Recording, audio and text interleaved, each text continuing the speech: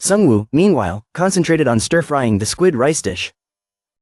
Under Dal-su's intense observation, every action seemed deliberate and graceful. Dal-su murmured, "This is the first time I've seen someone put so much focus and care into cooking, with such gentle precision." From the corner of his eye, he noticed the effortless way Seungwoo handled the wok, the combination of skill, effort, and enjoyment radiated through his every gesture. Nabi soon returned with 2 plates. Carefully balancing them, with a cheerful tone, it announced, "Today's special is stir-fried squid rice." The large plates featured a blend of bright red and white colors, with an aroma that hinted at a mild spiciness. The 2 men examined the dishes closely. "I didn't expect it to be stir-fried squid rice," said Tae-sik. "Right," Dal-su added. "The menu did say it would be based on the ingredients available that day." Lifting one plate to inspect it closely, Dal-su noted, "The ingredients are so clear and fresh. It'd be hard to claim any allergy complaints against this." Their unspoken agreement was clear. Next up was the taste test. Both men scooped up a spoonful of the dish, tasting it in silence, breaking the quiet. Tae-sik asked, "Well, what do you think?" Dal-su's expression softened as he admitted, "It's good, really good," encouraged. Tae-sik took another bite. "Let me try." Without another word, the 2 men focused solely on finishing their meals. As the last spoonful disappeared, they set their spoons down on now empty plates. Leaning back in their chairs, they clutched their satisfied bellies. "It's truly delicious," Dal-su said with a contented sigh. "Absolutely," Tae-sik agreed. Equally full and impressed, Dal-su wiped his mouth with a napkin. Smiling as he said, "That guy is sincere about the basics.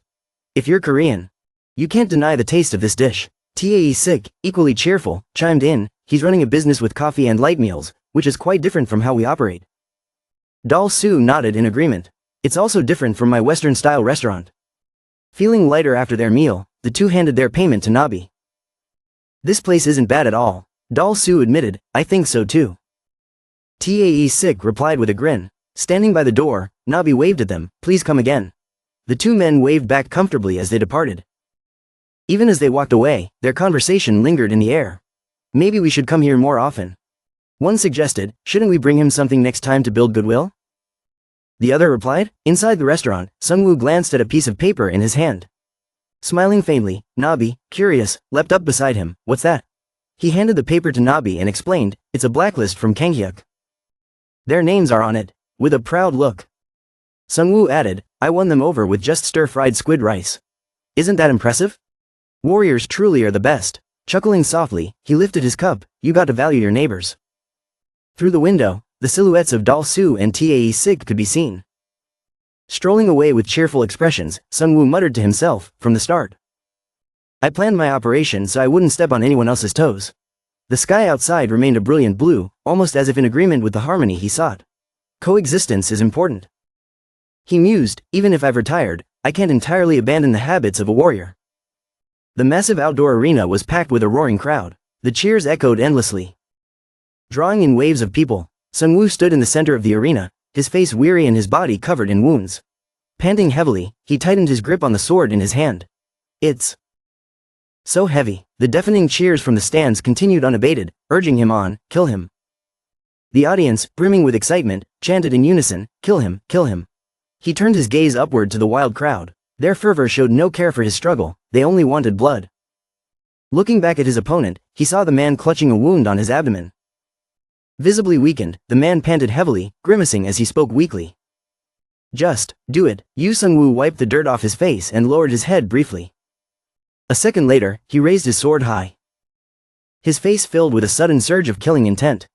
The crowd held their breath as he swung the blade with immense force. A single, decisive strike cutting through the air. The blade, however, landed not on his opponent but embedded itself into the ground beside him. His opponent, who had shut his eyes tightly in resignation, slowly opened them, realizing the blade had missed him. Looking up, he saw Yoo Seungwoo standing over him, shielding him. Seungwoo glanced down and smiled faintly. "I'm not doing it, I'm done with this. We're nothing more than slaves to war." The crowd, dissatisfied with his refusal, erupted into boos and hurled scraps of paper into the arena. Jeering loudly, Seungwoo didn't react to their scorn.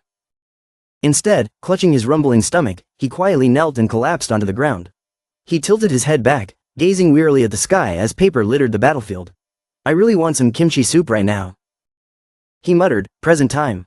A bowl of kimchi soup, now empty, was carefully set down on the table. Min O'Keefe, cheerful and content, wiped his mouth. That was fantastic as always. Teacher, Seungwoo, sitting silently across from him, stared into the distance with a blank expression, seemingly lost in thought.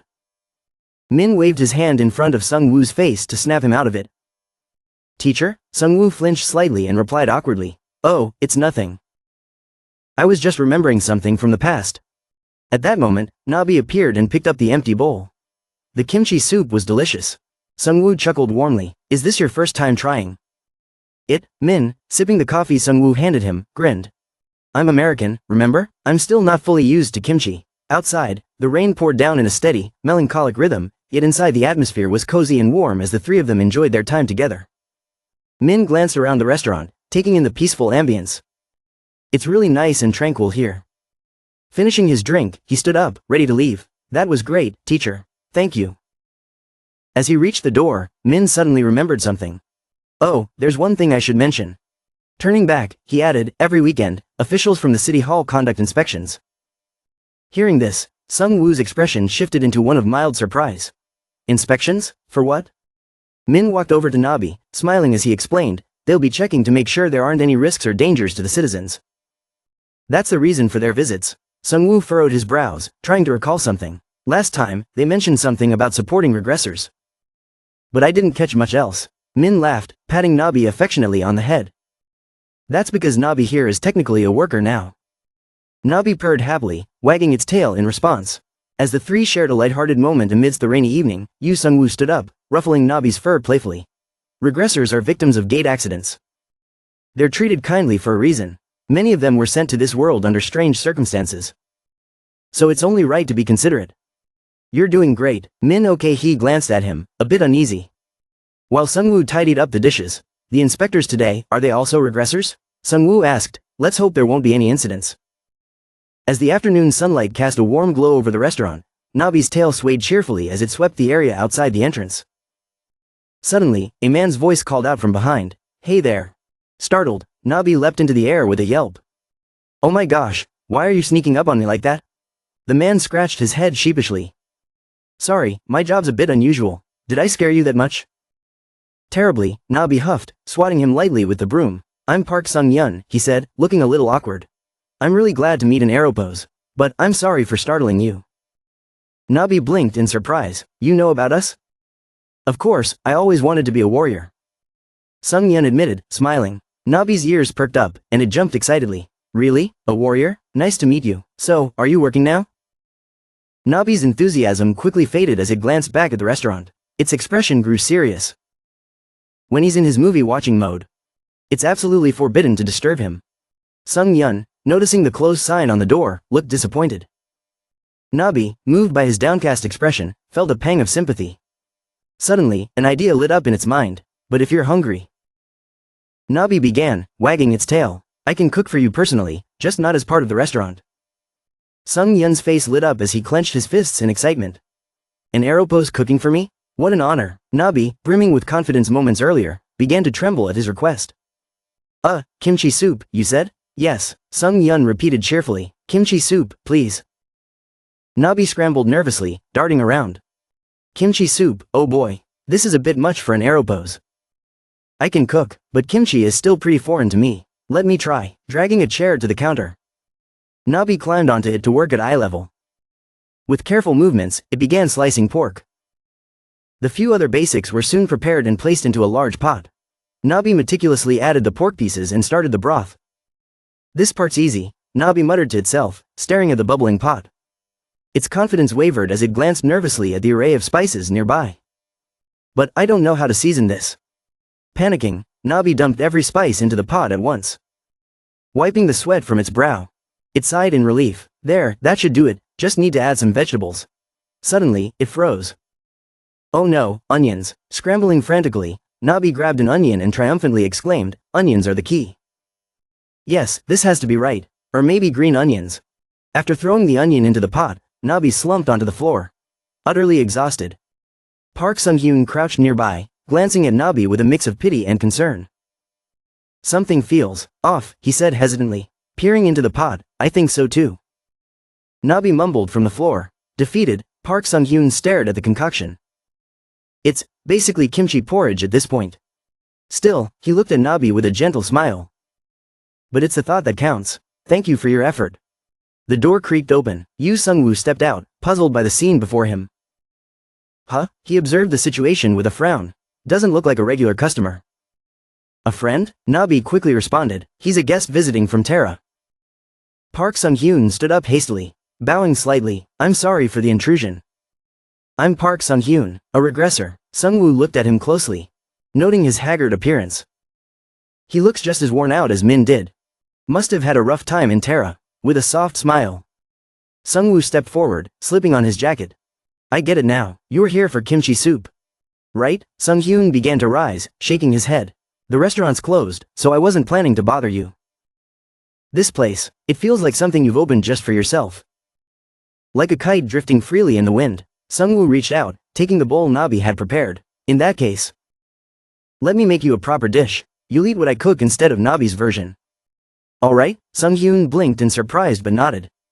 Yes, of course. Seungwoo walked toward the kitchen with calm determination, rolling up his sleeves as he went. This is the first meal for a regressor in my restaurant.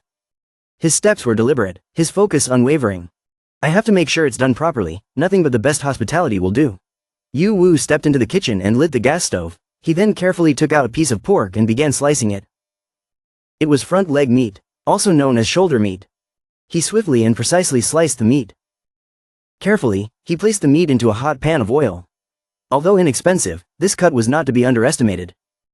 The meat was carefully placed into the hot oil, despite being slightly chewy. It had an incredibly rich flavor. After adding the meat, Yoo Woo quickly turned up the flame. As the aroma of the sizzling meat began to fill the room, it made him smile. Stir-frying would certainly enhance the dish further. At that moment, Nabi peeked through the doorway, her eyes sparkling with excitement as she watched him. Yoo Woo chuckled and called out, "Don't just hide there, come in. I'll teach you." As the meat started to brown, he quickly added kimchi to the pan, followed by the shoulder meat, mixing it all together. He then grabbed a spoonful of bean paste and added it to the pan, patiently explaining to the wide-eyed Nabi beside him. Adding soybean paste helps reduce the strong pork smell, he said. Yoo Woo carefully explained the. You can also use cooking wine, but some people skip this step. Moreover, kimchi already contains a lot of garlic, so it can serve as a substitute. Nabi nodded in understanding, her hands clasped in approval. She looked up and asked, so adding soybean paste makes it edible for people sensitive to alcohol? Like in some religions where wine isn't allowed. Garlic in kimchi is often the go-to substitute. Yoo Woo smiled and added some pre-chopped seasoning and other flavor enhancers into the mix.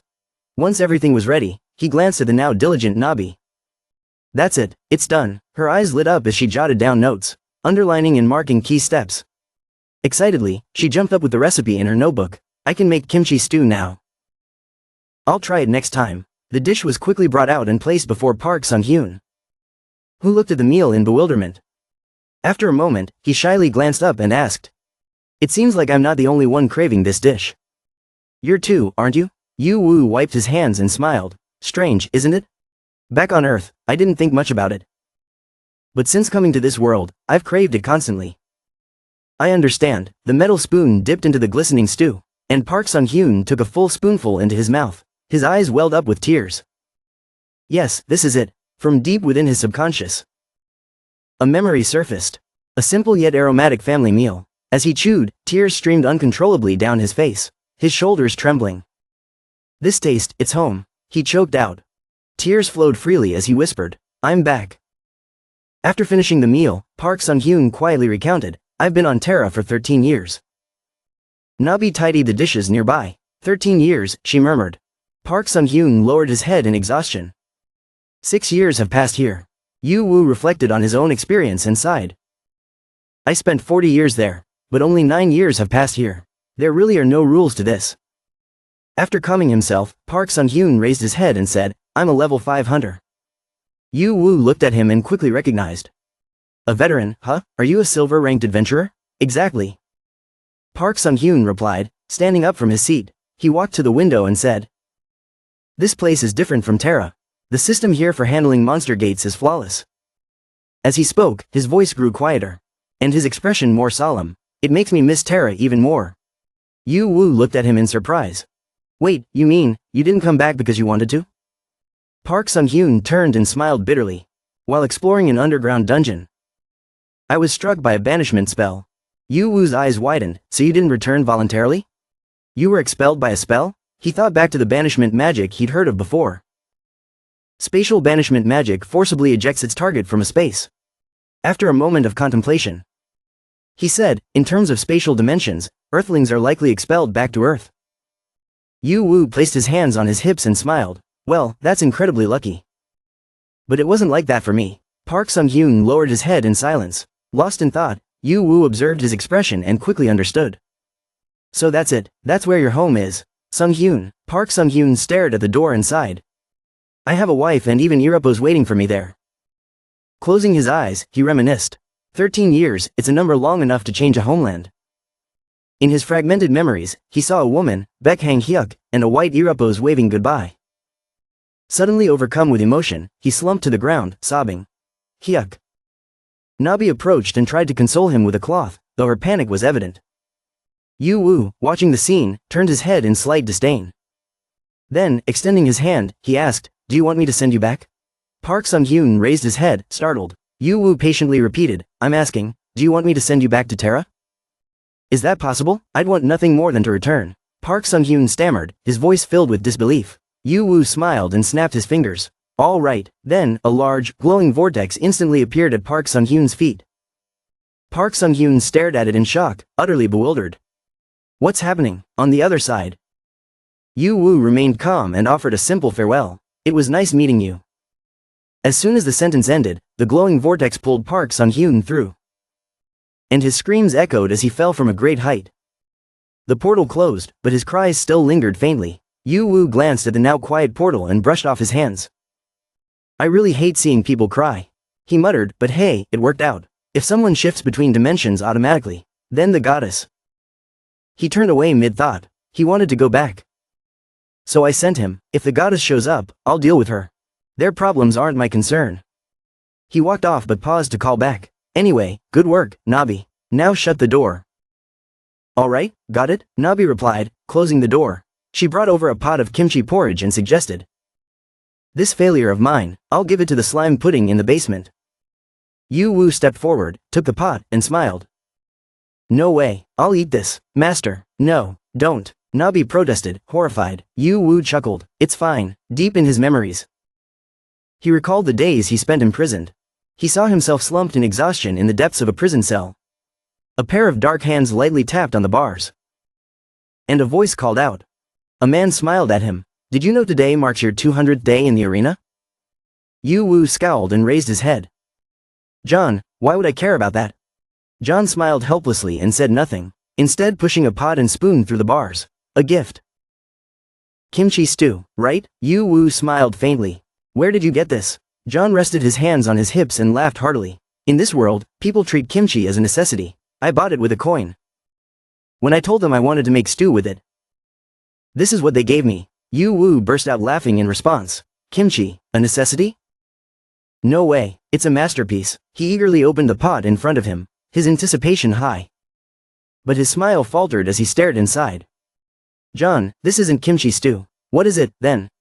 Looking at the contents of the pot, Yoo Woo realized. This is kimchi porridge. John's face twisted in dismay. I was tricked? Still, Yoo Woo smiled up at him. Thanks anyway, I wanted to try this. 2. John laughed heartily, extending a hand. Then it's your lucky day. Eat plenty and make sure you survive for the next round. As John walked away, Yoo Woo devoured the porridge in a rush. Back in the present, faced with Nabi's dish, Yoo Woo sighed. I thought you'd added green onions. But it was onions all along. Now I know. He ate quietly, savoring the porridge in the stillness of the room. Glancing toward the nearby door, Yoo Woo thought, I'm pretty lucky, aren't I? He recalled his past, mercilessly slaughtering in the arena, throwing people from this world into the pit for sport, and the screams of enraged nobles battling for their lives. But then, John's smiling face appeared in his mind. A stark contrast, a symbol of the gentleness of kind-hearted people like him. The bowl of kimchi porridge was soon emptied. Yoo Woo sat quietly, staring at the empty bowl. If John hadn't appeared back then, a thought struck him. I would have become a monster who only knew how to kill. Not a warrior, shrugging off the heavy reflection. He looked at the now empty bowl and muttered. Delicious, even if it'll give me a stomachache. In the bustling wholesale market, crowds of people bustled about, and laughter and chatter filled the air.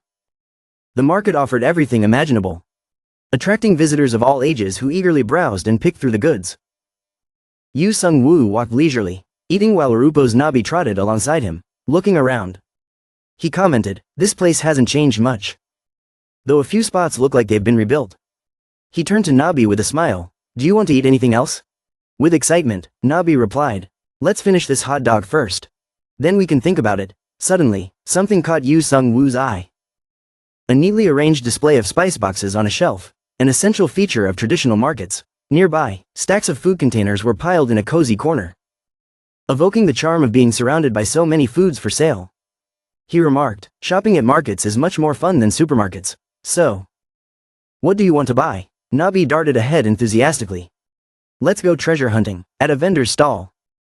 Both of them stood with their hands on their chins, looking thoughtful as if pondering what to pick.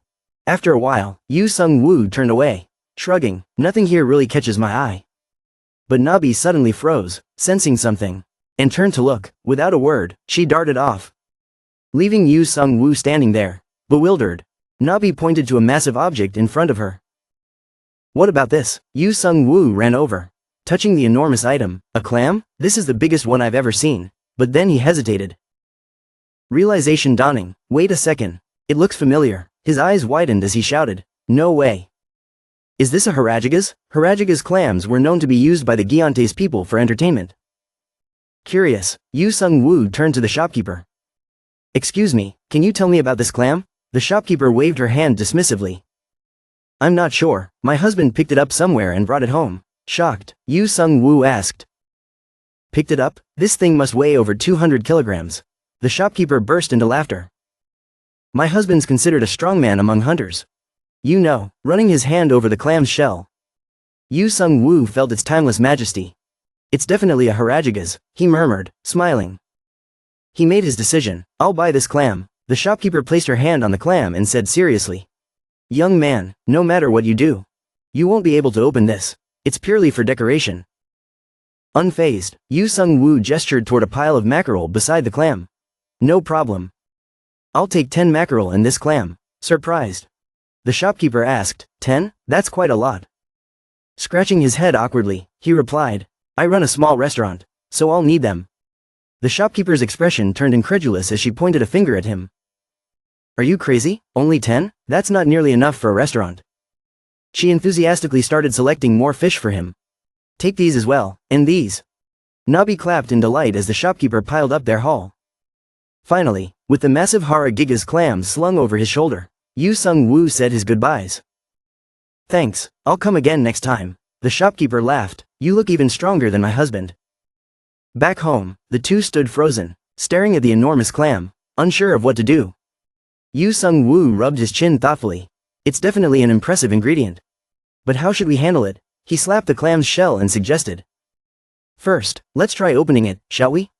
Nabi nodded enthusiastically.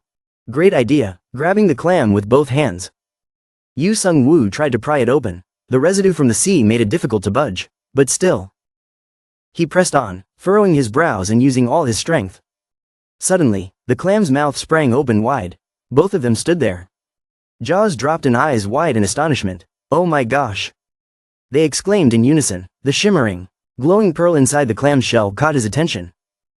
The scallop was even larger than Nabi, who nodded in agreement. He grabbed a prepared knife from the side. "If it's a scallop, we had to make sashimi." He carefully sliced a thin piece and dipped it into a small ceramic bowl filled with soy sauce. He smiled in satisfaction, feeling a sudden craving for soju. With all this meat and these organs, let's try making clam chowder, he mused. Clam chowder is a North American-style clam soup, delicate and smooth, a masterpiece. He nodded approvingly. "For dinner, we'll have scallop sashimi with wine, and tomorrow morning, we'll cure the hangover with clam chowder." "Perfect." His eyes darkened with a mischievous gleam as he emphasized the last 8 words. "A nutritious meal for hunters." He pointed to a dark, brownish mass with his knife. "This is the poison sac." The poison sac contained an extremely dangerous toxin. Eating it would result in death. But if one survived, they would gain resistance to poison. Just looking at it, the effectiveness was evident. Watching him speak and laugh to himself, Nabi helplessly thought, Master really is terrifying. He chuckled wickedly.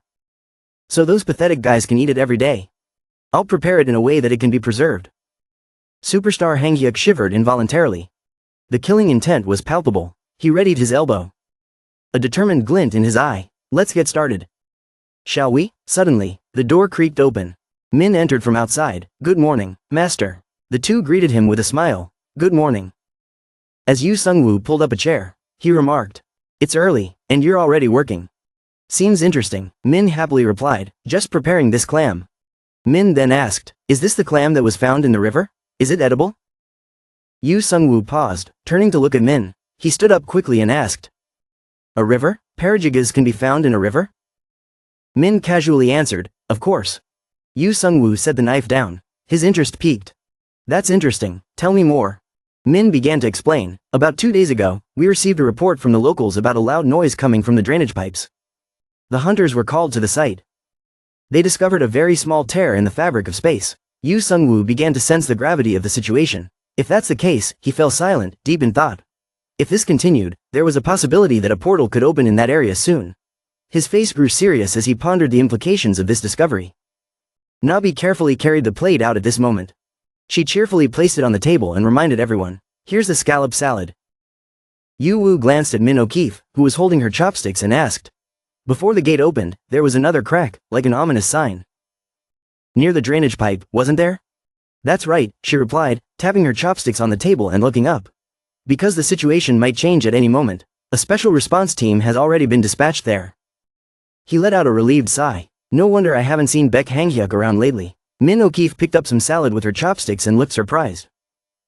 Wow, the teacher's skills are amazing. He sliced it so thinly you can practically see through it.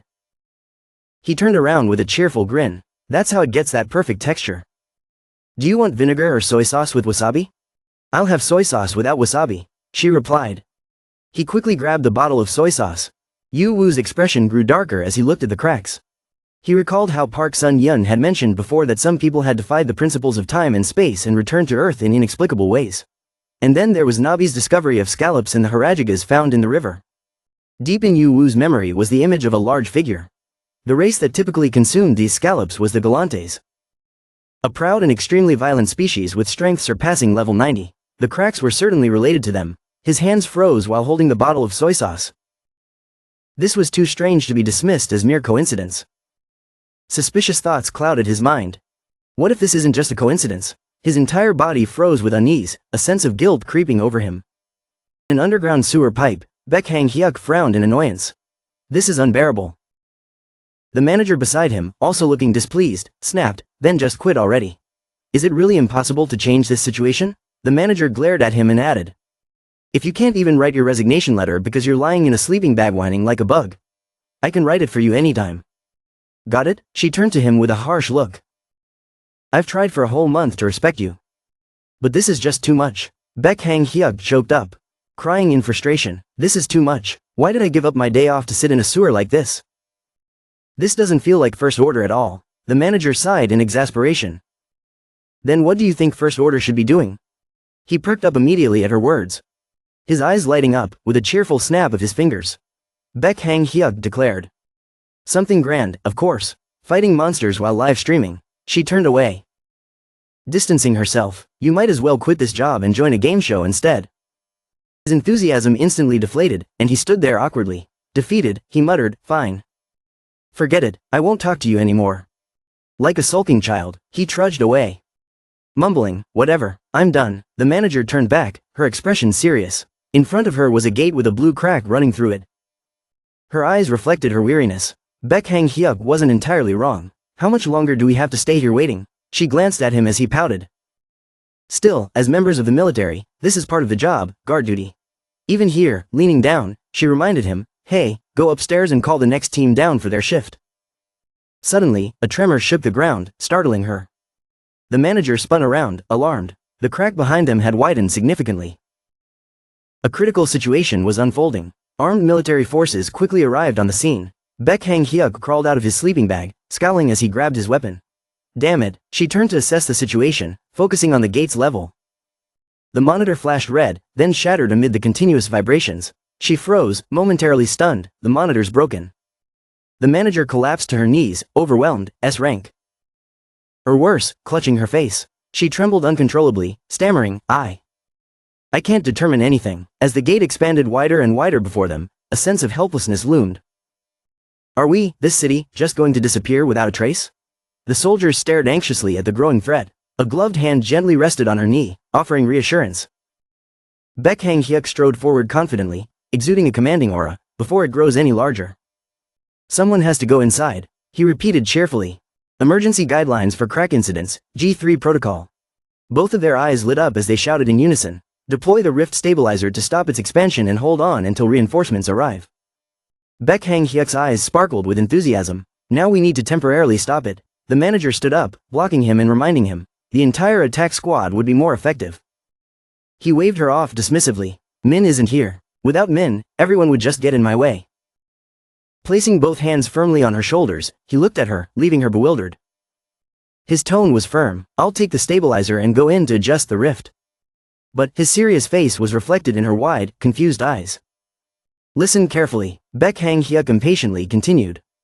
At the outskirts near Changyongyang Road, there's a hunter's diner. Go there. Explain the situation to the owner, and bring that person here as fast as you can. Though puzzled, she nodded, understood. He patted her on the shoulder. Considering his next words carefully, mention my name and beg them to come help. If you want to survive, that's the only way. Seeing her hesitation, he shouted. Hurry up, that's an order. The manager immediately stood at attention. Got it. As soon as she left, Beck Hang-hyuk rummaged through his bag. His trembling hands reached for a cigarette in his pocket. Just as he brought it near his lips, it fell to the ground. Damn it, a soldier approached him, looking impressed. Beck Hang-hyuk, you're pretty cool today. He grinned playfully. Are you guys recording this? The group hesitated awkwardly but didn't deny it. Well, yeah? Unamused, he leaned to light the cigarette and said. Just focus on catching anything that comes out of there. I'm heading in. With that, he grabbed the stabilizer and plunged into the rift. I'm going. His small figure disappeared into the other side. The soldiers outside fired continuously, loading golden rounds into their weapons. Fire. Reinforce the nets. If we get pushed back, it's over. A red monster with ferocious eyes and its underlings surged out of the rift. Charging forward, the military fell into chaos. It won't stop. Reload, reload. Suddenly, everything grew quiet. Beck Hang-hyuk looked up, seeing a massive black figure rushing toward him. The crimson beast towering over 10 meters locked its gaze on him. Its razor-sharp claws sliced through the air at incredible speed. Terrified, he shut his eyes, bracing himself. Mom, at that moment, a sword-wielding figure charged in from behind. It was Yoo Woo, radiating fury, cutting down the beast in one clean stroke. As his booted foot touched the ground with a thud, he stood silently, facing the hovering bats above. Yoo Woo calmly sheathed his sword. Unfazed, behind him, blood splattered violently. Painting the walls, the soldiers stood in stunned silence, lowering their weapons in disbelief. Without a word, Yoo Woo picked up his sword again, shielding himself from the blood splatter with an air of quiet composure. The corpses of the monsters lay scattered across the ground, completely defeated. The soldiers were baffled. What's happening here? Yoo Woo stood before the faintly glowing gate. Then, with a swift gust of wind, he disappeared into it. The soldiers quickly shielded themselves from the powerful winds. Looking around at the silence, the group began to chatter. Was there someone here a moment ago? Confirm that the monsters have been eliminated. Check the recordings to ensure none escaped. Call the military medic. Meanwhile, Beck Hang-hyuk crouched, trembling in terror as he peeked out from his hiding spot. Terrified, he clutched his head. The energy barrier's been completely activated. He felt like a grain of sand amidst towering pillars, wailing internally. Am I going to die here? The Giantes glared at the barrier in front of them with rage. They exchanged frustrated glances. Why can't we go any further? No idea, just hit it harder. One of them raised its fist in fury, striking the barrier with immense force. The shield shattered, sending fragments flying everywhere. Beck Hang-hyuk, hiding behind a pillar, peeped out in shock. They're breaking the energy barrier with their bare hands? The other Giantes followed suit, pounding relentlessly on the barrier in front of them. He crouched down, trembling and terrified. Hurry up, you damn regressor, get here already. One of the Giantes slammed its fist into the barrier, sending a massive fragment hurtling toward Beck Hang-hyuk's hiding spot. He looked up in panic, eyes wide with fear. What? Quickly. His small body dodged, narrowly avoiding the projectile. He screamed loudly in fright. The Giantes stopped and turned their heads, drawn to the noise. What was that sound? Horrified. Beck Hang-hyuk curled up tightly, covering his mouth to stifle his breathing. Trying desperately not to make a sound, Beck Hang-hyuk carefully lifted his gaze to observe. A Giantes had spotted him, its glowing red eyes locked onto him. Sweat poured down his face as he gave a terrified, forced smile. The Giantes muttered among themselves while staring at him. Looks like this one set up the barrier. Crush him, that'll be more satisfying. Immediately, Beck Hang-hyuk regained his composure and burst out angrily. Damn it, he pulled out his gun and quickly fired. You think he'll die that easily? The bullets flew like grains of sand, but they were effortlessly deflected. The Giantes didn't even flinch, raising a massive leg to finish him off. Realizing his bullets had no effect and were even ricocheting back, Beck Hang-hyuk froze in despair, bracing for the worst. Just then, Yoo Woo appeared on the other side of the barrier, watching the scene unfold. Seeing him, Beck Hang-hyuk exhaled deeply and slumped back. He's here. Yoo Woo jumped down gracefully. Sword in hand, his other hand gripped the hilt. Ready, drawing the blade with a calm, satisfied expression, he strode forward. Behind him, a blinding light cast his figure into a hazy silhouette. The Giantes shouted in shock. What is that? Move away. Yoo Woo walked past them with ease, delivering casual but precise strikes. A faint whirlwind surrounded him as he moved. One by one, the Giantes collapsed to the ground. Beck Hang-hyuk watched the scene unfold.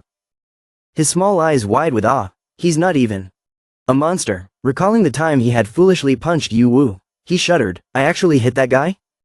Yoo Woo glanced back at him with a neutral expression. Suddenly, a stone flew out of nowhere, hurtling toward Beck Hang-hyuk. Completely caught off guard, he took the hit head-on. A large lump forming on his head as he crumpled to the ground. Yoo Woo approached him, crouching beside his dazed form. This guy was hiding the whole time. What was he even looking around for? Yoo Woo sighed as he surveyed the scene. I wasn't even planning to kill the Giantes. Before him lay the bodies of the fallen Giantes scattered across the ground. Were they really planning to conquer the entire planet? He grabbed a bag and calmly started collecting resources and artifacts. Muttering to himself, let's store these in the warehouse first. With a slight smirk, he hoisted Beck Hang-hyuk over his shoulder. And this kid too. Approaching the barrier, Yoo Woo unceremoniously tossed Beck Hang-hyuk through it. If I threw him gently, the hunters would notice and just take him back anyway. His expression finally softened, and he puffed out his chest with relief. That's done and dusted. Meanwhile, at his diner, the air was pierced by a loud, pained cry from Nabi. Master, help me. The customers looked on cheerfully. Amused by the scene, your arrow pose is so adorable. Look this way, can I touch its front paw? Yoo Woo entered the diner, surprised and confused by the commotion. Nabi reached out toward him, crying pitifully. Didn't I tell you? Can't you hear me? This is what happens when you leave me alone. Yoo Woo stepped forward apologetically. Sorry, dear customers, this arrow pose is actually one of our staff members. At that moment, a woman approached in a flurry of concern. You're the owner of this diner, correct? Yes, that's me, he replied. She introduced herself politely. I'm Wang Ji-yun, an assistant with First Order. Don't worry, I'm just here to ask for urgent help. Yoo Woo hesitated for a moment, his thoughts uneasy. I just got back from the sewer. Though, it turned out that Beck Hang-hyuk, through Wang Ji-yun, was requesting Yoo Woo's assistance. But Yoo Woo, sensing something strange, suddenly bolted out of the diner without warning. He backed away, pushing a chair aside. Well then, looking at Wang Ji-yun, who stood before him. Teary-eyed and dejected, he sighed. Alright, let's talk. 2 steaming cups of coffee were placed on the table. Yoo Seungwoo sat down next to Wang Ji-yun and asked. So, to sum it up, he gestured to the side. Beck Hang-hyuk charged into the space rift and is now asking for my help. Huh? Wang Ji-yun looked at him anxiously. Pleading, this is an emergency, only someone of S-rank can go through the gate. Seeing her worried expression, Yoo Seungwoo covered his mouth and chuckled softly. That's true. Wang Ji-yun, confused by his reaction, stared at him with suspicion. He took a sip of his coffee and mused. Not bad, Beck Hang-hyuk, I've got to say, I admire him. Still puzzled, Wang Ji-yun tilted her head. Huh? Yoo Seungwoo laughed out loud. It's nothing. Don't worry, there'll be good news soon. Just relax and breathe, he thought to himself. It seems like the branch office hasn't contacted her yet. He glanced toward the other side of the diner, where Nabi was surrounded by a group of customers poking and prodding the helpless cat. Mumbling to himself, he said, "If we're talking about emergencies, that over there looks more urgent." A man with a stern face was stroking Nabi's tail. Laughing gleefully, "So cute, the tail is so round and soft." Nabi flailed its paws at him in frustration. Hissing, "Meow," I said, "don't touch my tail."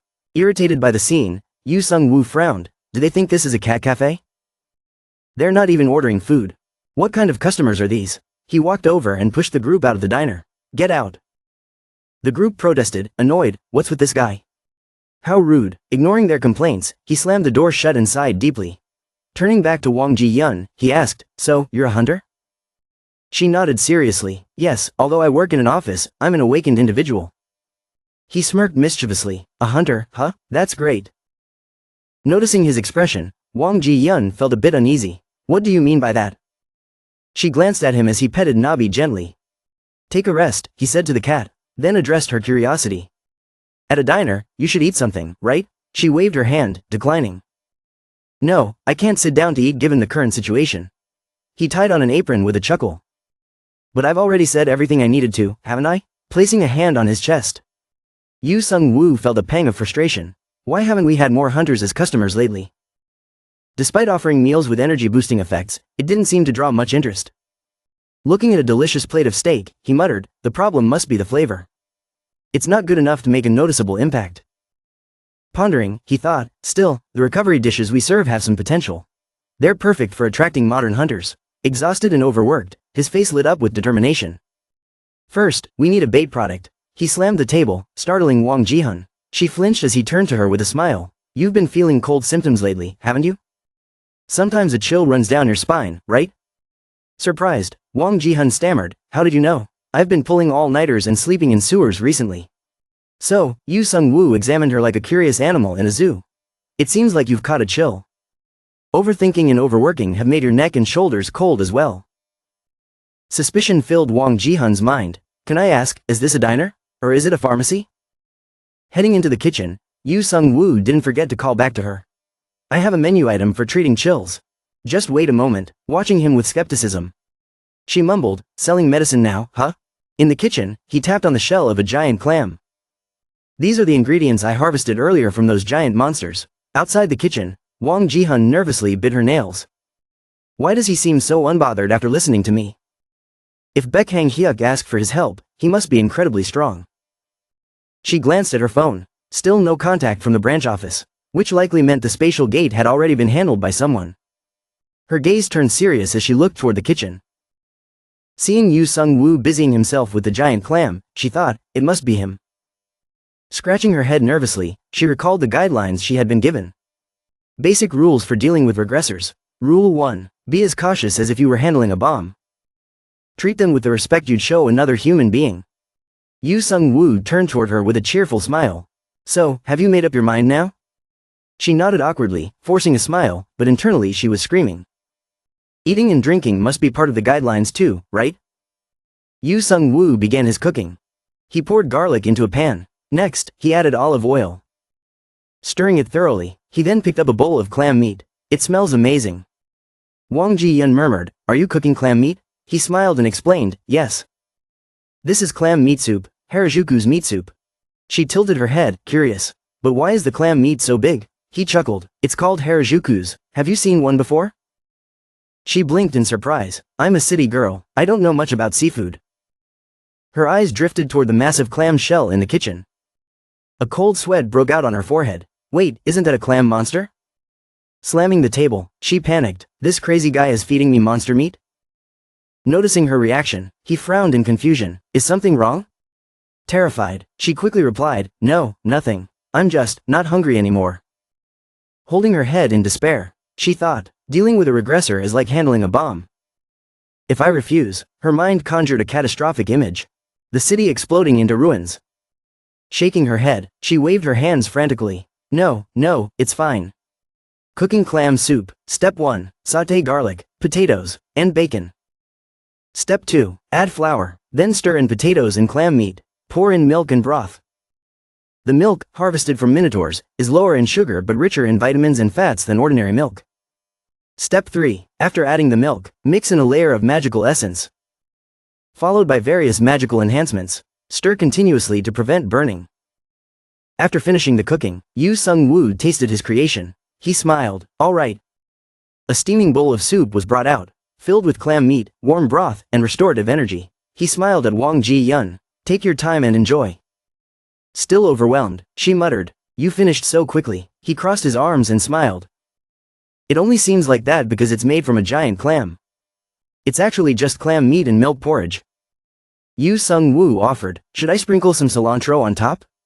Wang Ji-yun immediately shook her head. No, thanks. Who knows if that's some kind of monster skin or something. She stared at the steaming bowl of porridge. Deep in thought, resolving herself, she closed her eyes and took a spoonful.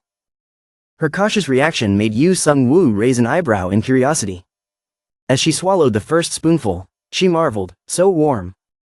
She imagined herself stranded in an icy desert, freezing in the middle of a winter night. Then, out of nowhere, a house appeared, and she felt the warmth of a fireplace inside. She kept eating eagerly, sweat pouring down her face, peeling off her jacket. She continued to eat, despite the heat making her wave her hands to cool herself. Watching her, Yoo Seungwoo chuckled. Feeling hot? Fanning herself. She replied, yeah, really hot, smiling at him. Wang Ji-yun admitted, this is my first time trying monster meat, but it's actually pretty good. At the Korean branch of the Hunter Association, in a meeting room, a hearing regarding an S-rank establishment was underway. A middle-aged man sat with his fingers interlocked, surrounded by walls adorned with photos of past generations.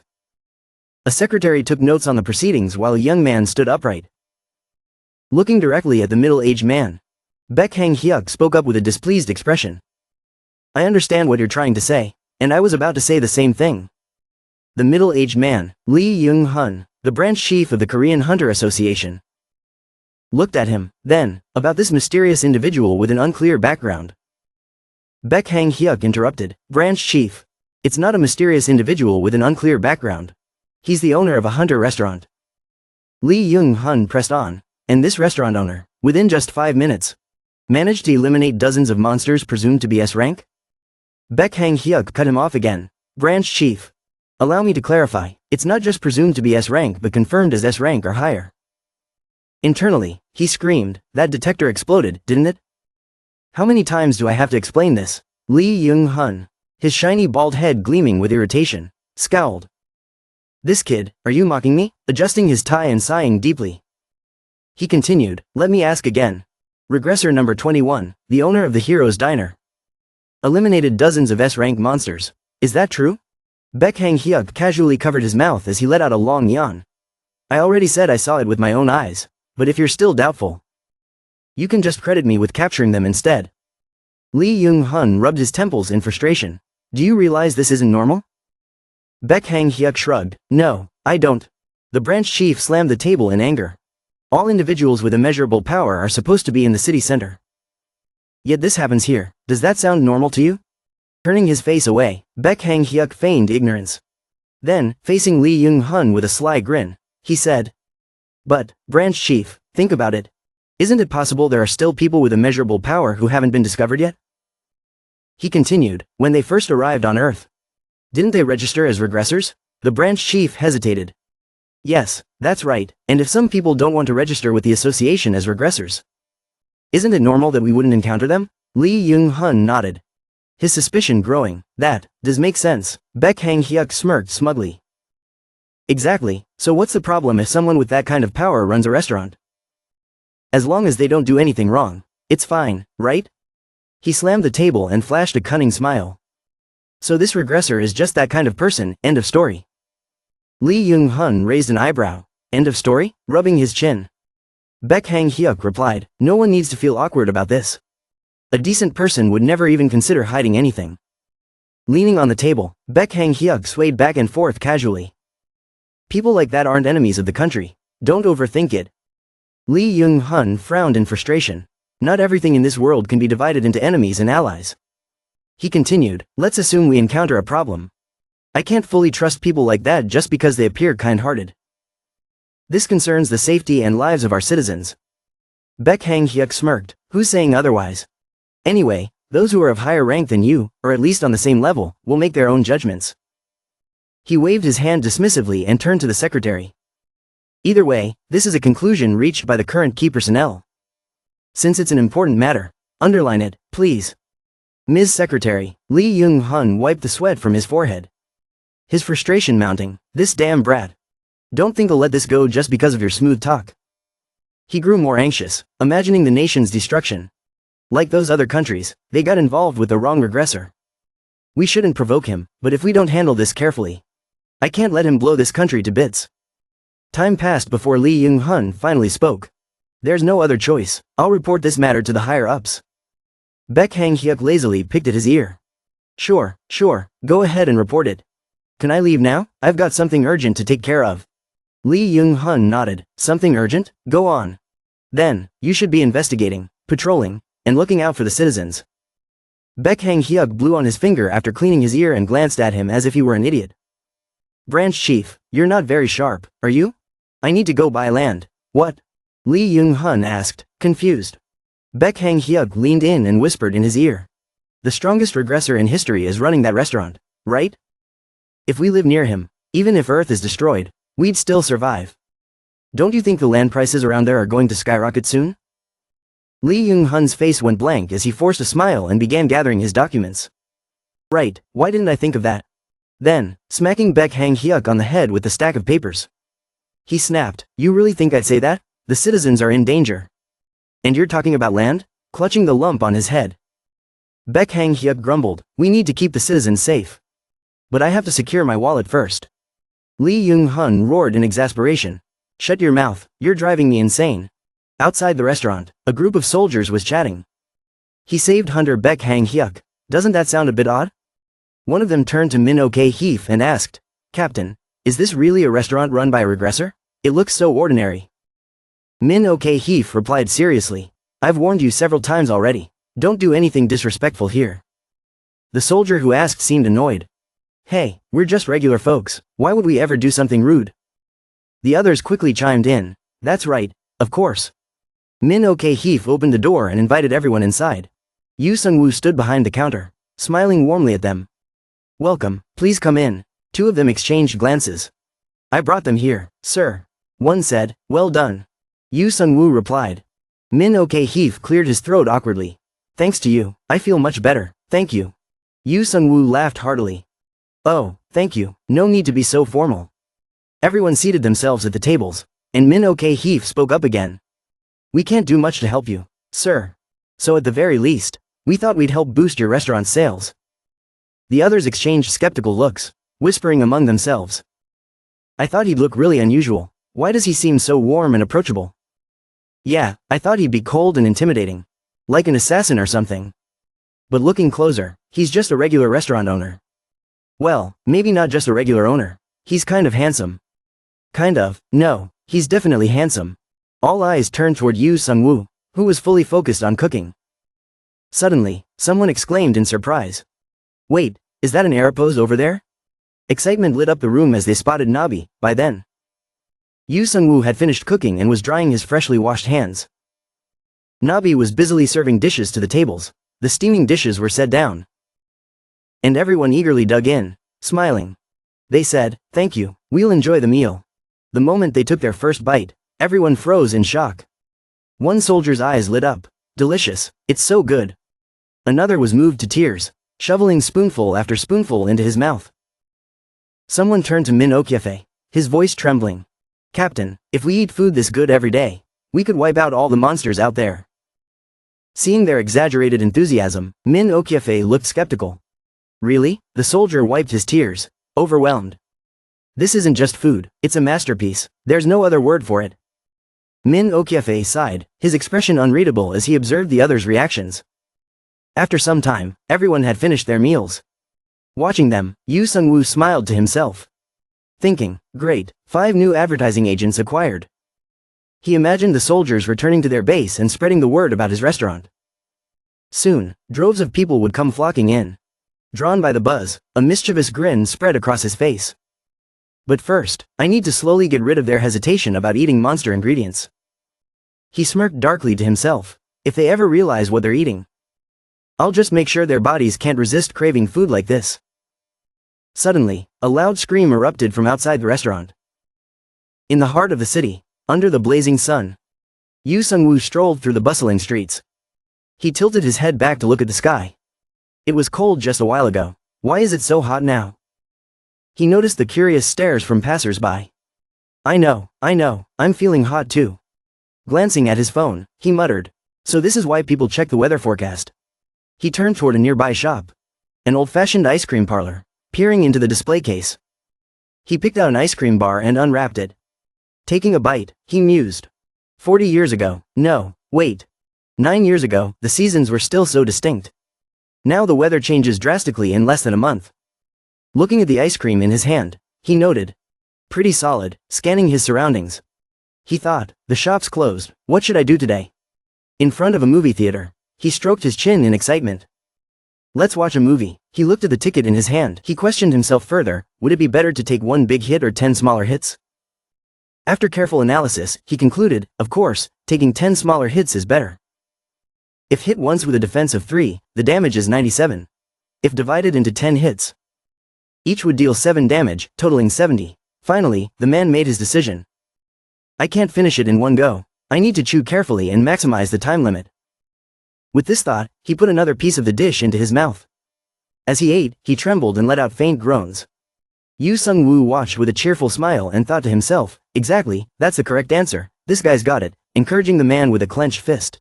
Yoo Seungwoo also reflected on his own plan, the 30-minute time limit. Enduring stomach torment and physical exhaustion to gain toxin resistance. That is the essence of this dish. Yoo Seungwoo smirked mischievously. If I reveal this truth, it wouldn't be fun anymore. So I won't say it. Eun-ha, sitting nearby, was drying Nabi's fur and brushing it.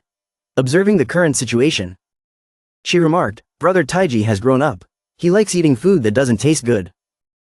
Nabi, enjoying the pampering, let out a comfortable meow in response. The man continued the challenge with great effort. A while later, his face looked a bit worn out. But he was beaming as he stared at the now empty plate. I did it, Yoo Seungwoo and the kids clapped enthusiastically. Congratulations, well done. The man checked the system interface on his phone, which had just notified him of a newly acquired skill, poison resistance. Feeling deeply grateful, he said, thank you, sir, thanks to you, I was able to gain this skill. He joyfully shook hands with those around him. Celebrating, amazing, a bit embarrassed. He reflected on what he had just done, so this is what it's like to earn a good dish. If that person heard about it, would they laugh? Yoo Seungwoo reached into the storage room. All right, I'll give you a reward. Let's see, you're not a sword user, are you? The man politely replied, I mostly fight barehanded. Swords, well, maybe that one? He pointed to a sword on display. That's the flaming sword of Alistair, isn't it? The man recalled his time at the workshop, leaving disappointed when he wasn't chosen. The flaming sword, selection rate, 0%. I faced trials before but could never obtain it. Yoo Seungwoo, appearing utterly relaxed, said, don't worry, we already made an agreement, didn't we? The man's jaw dropped in shock. You mean, it's negotiable? Yoo Seungwoo cheerfully explained. Here's the gist. If you want to marry a princess, you have to overcome a trial. When a hero wanted to propose to a princess, she said, if you wish to marry me, then capture the dragon behind the mountain and cut off its head. He continued with a smile. Confess, take the trial. Succeed, marry. Doesn't that sound like the usual happy ending storyline?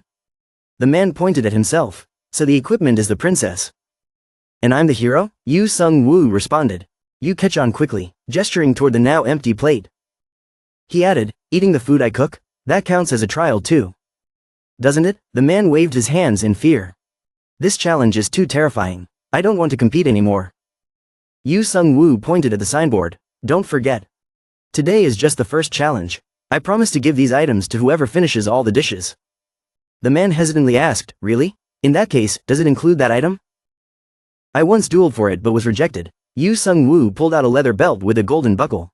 Is this the one? The man was overjoyed, hugging the belt tightly to his chest. Yes, that's it. He stroked the belt, feeling its texture in his hands. It's a magical armor belt if you chant the spell. The belt will extend and cover your entire body. The best part is that you don't need to carry around a bulky, heavy bag for armor anymore. Panting with excitement, the man exclaimed, when protecting Eun-ha. I can't have armor ready at all times, you know that? right? If I need to respond quickly. This armor is perfect. Yoo Seungwoo smiled back warmly. If you like it, I'm happy too. The man gazed at the belt in his hands, overwhelmed with joy, letting out a silent scream of excitement. Meanwhile, outside in the yard, the two kids had finished drying off. Eunha grinned mischievously, a plan forming in her mind. It's been more than 30 minutes. If things go well, I might just be able to sleep here tonight. She lay down, cuddling Nabi, and whispered, "Good night, everyone." The man turned to look at her. He saw the girl and the cat snuggled together, fast asleep, and softly called, "Eunha." Seeing the two peacefully dozing off, looking absolutely adorable, the man muttered to himself, "We're going to get scolded for this." Outside the restaurant, the rain poured down in torrents. It was the second day of the Monster Cuisine Challenge.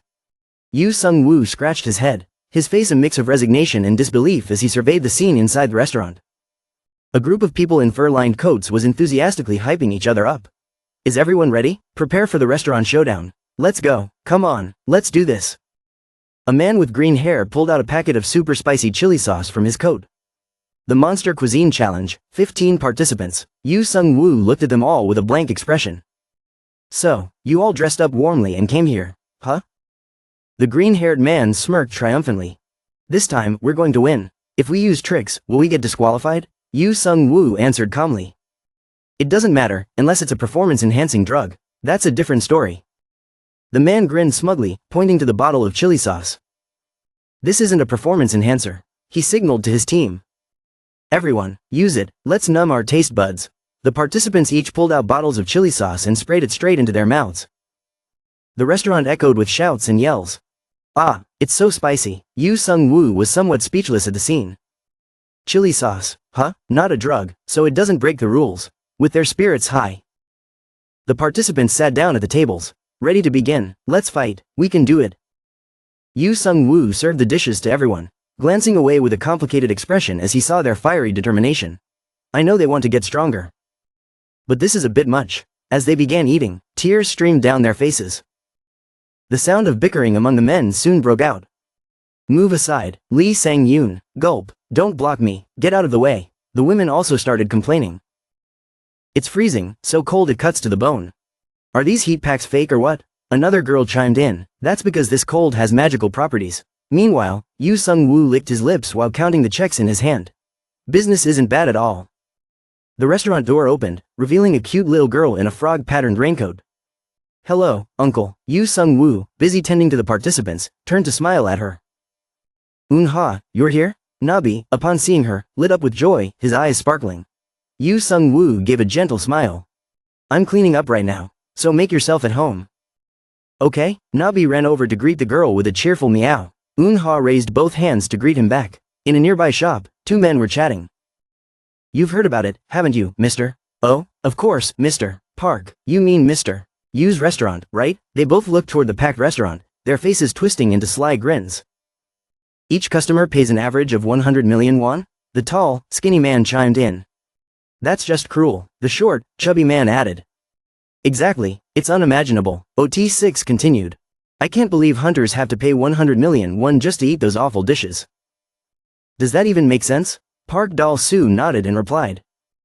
Truly incomprehensible, 100 million just for a single item? What's that, monopoly money? In OT6 a cafe, Vane, the two men ranted angrily. That's exactly what I'm saying. Do you know how many cups of coffee 100 million won could buy? Shouted OT6, and my restaurant is the same. Park Dal-soo chimed in. On top of that, after deducting labor costs, ingredient expenses, advertising fees and hosting costs, there's nothing left. A staff member in the cafe rolled their eyes, glaring at the two with disdain. These old men are at it again. Still seething, Park Dal-soo exclaimed. Running a business like that? Yesterday and today alone, that place had 35 customers. That's 3.5 billion won, giving away 3.5 billion for free? OT6 sat down with a heavy sigh.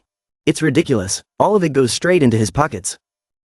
Exactly, added Park Dal-soo. What if we frame him for fraud? The cafe owner, Anne, whispered cautiously. Fraud might be tricky, but what about food safety regulations? Lejong, another shop owner, leaned in and added softly.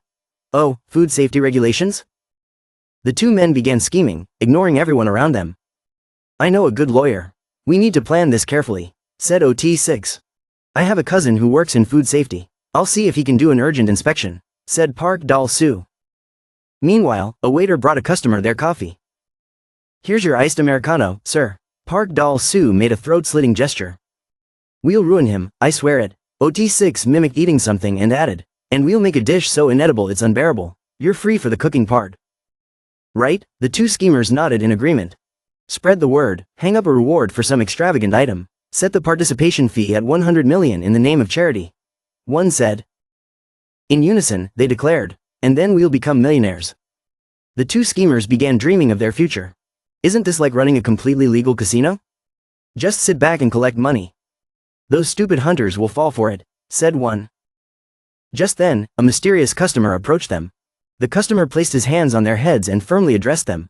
I need to clarify a few misunderstandings. He leaned in closer and continued. First, that restaurant is registered as a training facility under the special hunter law. It provides food under the guise of survival training. Therefore, it has absolutely nothing to do with food safety regulations. He pressed the heads of the two scoundrels together, making them tremble in fear. Second, for hunters in emergencies, it doesn't matter if it's trash or monster meat, we can eat anything. Even if you serve the most disgusting trash imaginable. We'll eat it without issue. That means you'll be the ones going bankrupt. Terrified, the two scoundrels stammered. There's been a misunderstanding. The mysterious customer slammed his fist on the table, causing both of them to jump. He glared at them. Third, don't think poorly of him. He's not some money-crazed fly like you two. As the two schemers hugged each other in fear, the customer added. And finally, adjusting his fist, he gave them a sharp look. It would be better for you to behave yourselves if you don't want to deal with that excellent lawyer or face an unexpected food safety inspection. After delivering his warning, he turned and walked away, leaving the two shop owners trembling. Panicked, the schemers yelled, let's get out of here. Quick, and bolted. A staff member, startled by the scene, stepped out and called after them. Boss, where are you going? The mysterious customer gently tapped the employee on the shoulder and gestured with his hand. An iced Americano. Make it 2 this time. The staff member glanced at the fleeing pair before turning back to him. She smiled warmly and asked politely, what size would you like? A few days later, in the hunter's restaurant, Wang Jihan's loud voice echoed. What? She waved her hands nervously, declining. The monster cuisine challenge? I'm not doing that. Yoo Seungwoo chuckled warmly. Is that so? Well, never mind then. She nervously raised the menu to hide her face, avoiding his gaze. Deep down, Wang Jihan cursed herself, thinking about how I was tricked last time. I really don't want to come back. But there's no other place with food as delicious as this. Turning away, she smirked mischievously. And the owner is handsome, too. She looked at the menu with interest. Today's menu has carbonara. I really like that, Yoo Seungwoo replied cheerfully. Lucky for you, I just finished making it. Surprised, Wang Jihan looked at him. Standing up nervously, she asked, but, boss, have you gained weight? Yoo Seungwoo, with his now slightly rounder face and double chin, looked startled. Huh? Touching his face anxiously. Opened his mouth in shock. At that moment, Yoo Seungwoo panicked. Touching his face in disbelief. I've gained weight, Wang Jihan recalled and speculated. Back when he was a warrior, he had never gained weight. But now, as a transcendental being, he had become chubbier. She immediately pointed out to him. You weren't like this about a week ago. Have you been consuming anything unusual lately? He honestly recounted his recent activities. I just drank some cola and ate a pizza while watching a movie. Hearing this, she was puzzled. That amount shouldn't make you gain this much weight.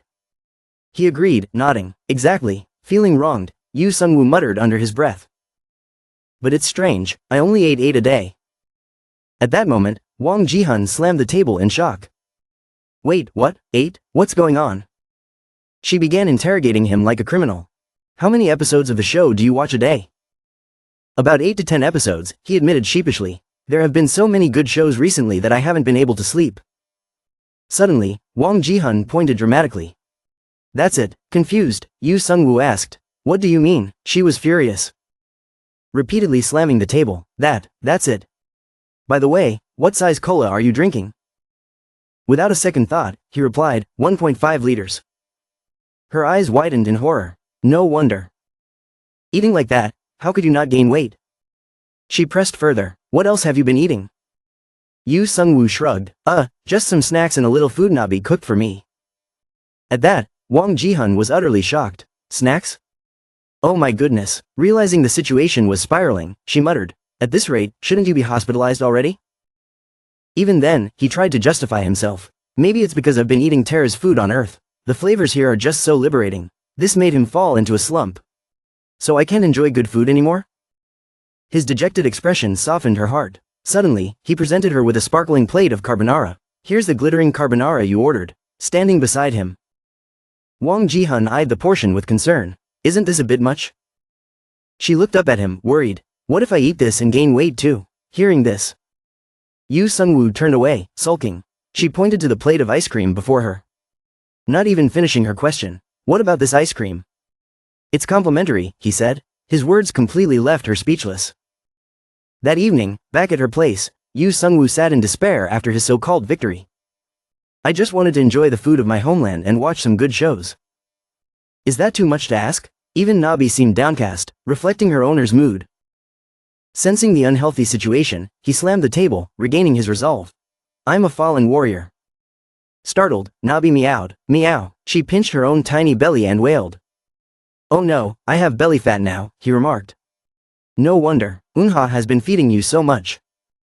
Thinking of her dire situation, Nabi worried aloud. At this rate, I'll lose my status as an Europos. Yoo Seungwoo felt deeply offended, retorting. If you say that, what does that make me with all the weight I've gained? Despite his complaints, he was powerless. People just call me a cute chubby guy anyway. Damn it, Nabi pounced, trying to comfort him.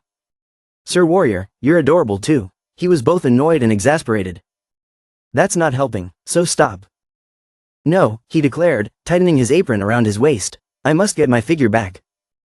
He and Nabi struck a heroic pose, as if preparing for a transformation sequence. With newfound determination, he proclaimed, this is the punishment I deserve. Nabi joined in with equal fervor. It's the punishment I deserve too. Yoo Seungwoo took out the largest piece of beef and carefully arranged the spices beside it, cracking his knuckles. He announced confidently, I was just cooking for 3-star hunters before. But from now on. His eyes blazed with determination. It's going to be 4 stars. The main ingredient was black crow meat, so rare it rivaled dragon meat in value. He sprinkled a fine red powder over the meat and instructed Nabi, before slicing and marinating, spread the crystals of the Flame Spirit King evenly. Nabi quickly obeyed, spreading the powder as directed. The Flame Spirit King's crystals, used as a substitute for salt, were volatile and required precise mana control to handle safely. Each crystal had the explosive force of a grenade if mishandled. Yoo Seungwoo added another ingredient, aromatic powder from the Allswear region. Nabi sniffed curiously and nodded, sweet.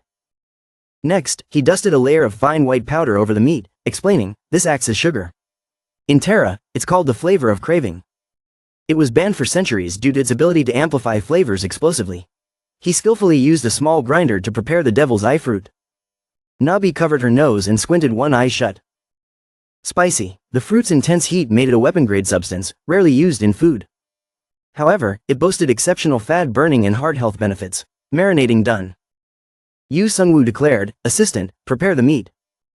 Nabi enthusiastically brushed the seasoning mixture evenly across the surface, bringing the preparation to completion. Nabi carefully handed the meat back to Yoo Seungwoo, who activated his water extraction ability.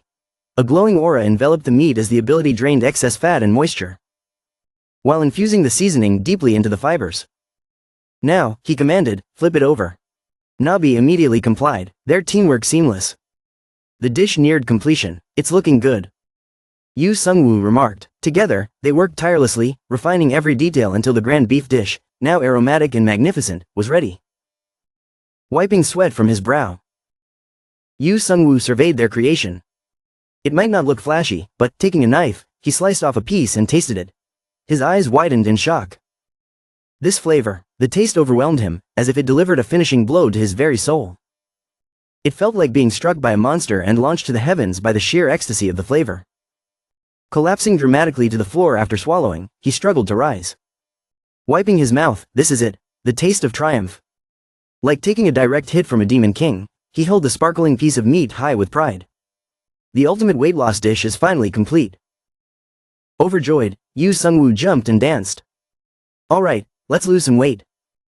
Nabi joined in, leaping excitedly. Goodbye, belly fat. The next day, Wang Jihyun arrived as usual. She casually pushed the door open and greeted him. Good morning, boss, but Yoo Seungwoo had transformed. His new look was almost unrecognizable. "Good morning," he replied with a radiant smile. Wang Jihyun froze, her eyes wide and jaw dropped. "In just one day, you lost weight?" Customers in the restaurant, overhearing, eagerly pressed him for answers. "Boss, tell us, what's your secret?" He waved them off nonchalantly. "If you gain weight from food, you lose it with food. Just eat and lose weight." Wang Jihyun blinked in confusion. Eat and lose weight? Unintentionally, his offhand comments stirred curiosity. And suddenly, everyone in the room stood up, demanding his secret recipe. Obesity, an eternal foe of modern humans. It is the root cause of countless diseases. Rarely does anyone ignore their measurements or weight. Nobody disregards their physique. With 3 pairs of eyes staring intensely at Yoo Seungwoo, he panicked as began interrogating him. "Give it to us, quick. Can we eat that weight loss dish too?" He tried to calm them down. "Please, everyone. Let's be reasonable first," they roared angrily at him. "How can we stay calm now? Yeah, just sell it to us already." The customers began arguing amongst themselves. "I'll take responsibility and buy all of it. I was here first. Who are you to butt in? I'm buying it all." Yoo Seungwoo scratched his head, laughing with a hint of smugness. Haha, he then tried to reason with the crowd. "First of all, this dish is specifically designed for hunters. It could be dangerous for regular people to eat." Their enthusiasm deflated instantly. A stark contrast to their earlier fervor. "So stingy," they grumbled. "Office workers are just too busy to deal with this." Still, Yoo Seungwoo skillfully continued. "I'm really sorry, but I can only suggest adjusting your diet and exercising moderately." While the office workers resigned themselves to disappointment, Wang Jihyun's eyes sparkled with excitement. "So, since I'm a hunter, I can eat it, right?" But he waved his hands dismissively, dousing her enthusiasm like a cold bucket of water. "Even you, Ms. Jihyun, are pushing it." Her spirit crumbled, and she demanded an explanation. Why not?" "Because this dish is extremely dangerous," he replied. She whined persistently. The last dish wasn't dangerous, but Yoo Seungwoo shook his head firmly. "This one is much more hazardous. It puts a tremendous burden on the body. Even if you eat it, you'll just end up with digestive issues." He elaborated further. "A dish that causes sudden weight loss like this, isn't it obviously risky? Side effects are inevitable." Each word crushed her hopes. He explained, "The process tears down and rebuilds muscles and nerves. If your body can't handle it, it could be life-threatening. It's not just magic or fantasy." Though she nodded dejectedly, she still muttered under her breath, "It is magic and fantasy?" With arms crossed, he stated firmly, further dampening her mood. "It may be magic, but your body is real, Ms. Jihyun. And that's the problem." She looked like she was on the verge of tears. But then she straightened herself resolutely. "I understand. So, what you're saying is that I need a body strong enough to handle the dish." "Right." Yoo Seungwoo tilted his head in confusion. "Did I say that?" Her temper flared, and even he seemed intimidated. "Then I'll just take on the monster food challenge. If I eat a lot of that stuff, I'll be fine." "Right." Surprisingly, he didn't try to stop her. "If your body can handle it, you could eat other dishes too." Her face lit up with joy. "That's great." He glanced at her from head to toe, clearly confused. "But honestly, Ms. Jihyun, you're already very fit. Why would you even need to lose weight?" Turning away, she replied helplessly. "That's the problem. People who don't understand the struggles of those who don't." His face was a picture of bewilderment. "What?" She raised her voice, her aura overpowering him. "You don't understand how much effort it takes.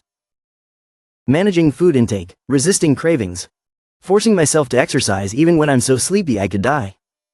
Starving every day because I've exceeded my calorie limit. Running in the park at midnight just to make up for it. Have you ever experienced that?" Yoo Seungwoo looked off to the side, as if recalling something. "No, I haven't," she exploded in frustration, yelling. "I want to eat whatever I want. 8 slices of pizza every day. No exercise, just lying around. And still be fine. Why can't life be as simple as eating one magical dish and being done with it? Everyone in the world wants that. That's why transcendents like you don't understand the feelings of regular people." Yoo Seungwoo, appearing to tease her, replied, "But aren't you a hunter yourself?" He then covered his ears, ignoring her tirade. "A desk hunter is practically a regular person. We sit at desks, working in offices all day. It's nothing like those guerrilla types who are always out in the field." The surrounding customers clapped enthusiastically, as if she had just delivered a rousing speech. Defeated, he sighed, "Fine, I get it." Finally, with determination burning in her eyes, Wang Jihyun declared, Alright, I'll take on the challenge. Serve me a portion. I don't have any money. So I'll just pay for the food. Even if I succeed, that'll be reward enough. Yoo Seungwoo secretly rejoiced, having found the perfect excuse to get back at Wang Jihyun for earlier. I'll make it especially terrible, he thought mischievously. Turning away, he told her. After the regular customers are done eating, I'll prepare it for you. Meanwhile, the disappointed office workers lamented their inability to try the weight loss dish.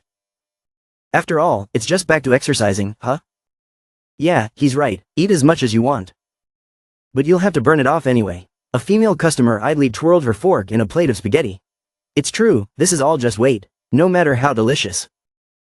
It'll all turn into fat. The office workers sighed collectively, weighed down by their struggles. Yoo Seungwoo, observing nearby, actually understood their feelings. It wasn't like he was oblivious to those frustrations. He overheard everything but found it difficult to come up with a solution. In TERRA, there was no such thing as obesity, so he had long forgotten how big of a problem it was here. Propping his chin in his hand, he pondered, how can I help them? Just then, Nabi happened to walk by, carrying some plates. Meow, meow, it chirped. An idea struck him like lightning. Wait a second, Irapos. Calling it over, he shared his brainstorm. Nabi, come here. The little cat obediently padded over, its tiny paws making soft taps as it approached. Meow, what's up, meow, he asked excitedly. Do you know the warrior's workout? Its face lit up with pride. What kind of question is that? Meow, no Irapos would ever skip learning that. Meow, relieved and thrilled. Yoo Seungwoo grinned. Perfect, from the outside, nobody could tell what he was planning. He made his proposal. Do you have any weight loss exercises in your repertoire? What is an Irapos? An Irapos is an advanced all-purpose household assistant cat with a spirit of service, despite its helpful nature. Many of these creatures have unintentionally turned warriors into lazy slobs, rendering them unfit for battle. Without exercise, even the most secretive massage techniques are useless. For example, when a cat massages its owner's belly, it presses firmly and scolds. You're becoming a pig because you don't exercise. Meow, get up now. Meow, this compels owners to get out of bed and follow their Irapos instructions. Follow me, meow, exercise, meow, this is why the secret techniques of the gods have been passed down to Irapos. The workout begins. Standing at the center, Nabi stretched. 1 meow, 2 meow, 3 meow. The crowd followed suit. 1, 2, 3. Nabi continued, expertly leading the group and even offering encouragement. Everyone's doing great, meow, next is this move, meow. Not like that, do it like this, meow. Huang Jihyun, however, grumbled. How am I supposed to twist my leg at that angle? Just do it, meow, you're not trying hard enough. Meow, Nabi snapped back. Unha, on the other hand, was delighted. How's this? She asked cheerfully. Nabi beamed with approval. As expected of Unha, meow, that's perfect. Meow, even Yoo Seungwoo was surprised. Wow, Unha's already mastered it after just an hour. In contrast, Huang Jihyun struggled with every move. Huffing and puffing, Nabi pressed on relentlessly. 2 meow, 3 meow, 4 meow. Say it louder, meow. Though embarrassed, everyone followed Nabi's lead, chanting meow, as instructed. It didn't let up on Huang Jihyun, though. Don't be shy, say it loud, meow. Exhausted and mortified, she muttered weakly. Meow, Nabi, losing patience. Stomped its little paw. Not like that, lower your back more, meow. From behind, Yoo Seungwoo popped his head out, teasing her mercilessly. I think it means like this, meow. Her face flushed red with irritation. You're so annoying, Seungwoo, she snapped. He chuckled quietly to himself, clearly enjoying her reaction. Nabi, hopping mad, yelled. Hurry up and do it. Meow, all right, I'll do it, she finally shouted, with an oddly fierce cry of meow. She nailed the move perfectly. Nabi was ecstatic, visibly relieved. Good, meow, now on to the next move. Meow, watching this unfold, Yoo Seungwoo thought to himself. Sometimes, exercise isn't such a bad thing. Meanwhile, a bodyguard standing in the back appeared awkward, as if unsure of how to participate. It seemed even the audience felt second-hand embarrassment watching it all. The next morning at Yoo Seungwoo's house, Min Oki-fi declared. I'm ready to start the challenge. Yoo Seungwoo was surprised at how quickly time had passed. Smiling, he said. That's right, it's graduation day for you. Minho nodded. Yes, thank you. Yoo Seungwoo reminisced about when Minho was initially reserved and even a bit aggressive. Now, he was much more cheerful and ready to move on to the next step. With a proud smile, Seungwoo replied. Good job. Curious, he asked. By the way, how's that beat guy doing these days? Minho shrugged. Oh, him? Lately, it seems like he's just been lazing around. Pausing to recall, Minho rubbed his temples. I think it's burnout syndrome. The mention of burnout made Seungwoo uneasy. That's not good, but before he could ask further, Minho explained. It's because of all the overtime and lack of rest. Plus, the situation he faced was the main issue. Seungwoo latched onto the phrase. The situation he faced, Minho elaborated. He was ranked 100. If he got pushed out of the rankings, it'd be over for him. The fear of slipping lower must have been overwhelming. Seungwoo scratched his head, surprised. I didn't think he'd be that fragile. With a sigh, Minho replied. He wasn't focused during missions before. We thought a break would fix it. Finding this odd. Seungwoo tilted his head. He rested, but it didn't help. Minho, sipping water, answered. Yeah, he's been resting at home. And I think he's even been drinking. Seungwoo looked away. Lost in thought, the first dish, breaking his reverie. Seungwoo presented the first dish. Here's the first round. It was a plate of stir-fried wild blossoms. Fragrant and inviting. Enjoy. He patted his chest, trying to keep his breathing steady. Minho stared at the plate for a moment. His expression tense. Stay calm and stick to the plan, he thought. Meanwhile, Seungwoo pulled out his phone, preparing to snap a photo or video. Minho, slightly startled, asked. What's this about? Seungwoo replied, I'm going to hang the winner's photo on the wall. Minho quickly nodded. I haven't even taken a bite yet. Smiling slyly, Seungwoo encouraged him. When a tiger hunter loads his gun, it's because he knows he can catch it. Enter a challenge only if you know you'll win. And you will win. Feeling motivated, Minho smiled faintly. His mood visibly lifted, picking up his chopsticks. He began eating the dish, savoring each bite like a hard-earned reward. Victory. 30 minutes later, the plate was spotless. Minho Ki-fi, alongside an office worker, was declared one of the winners. Their photos were hung on the wall of champions.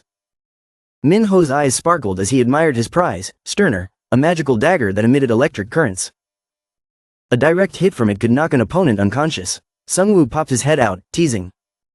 Why not throw it? It's just an old chopping board. Don't worry, I won't pass out. Minho, eager to test it, hurled the dagger with all his strength at the chopping board in Seungwoo's hand. As Seungwoo had described, the dagger activated its self-defense mechanism on impact.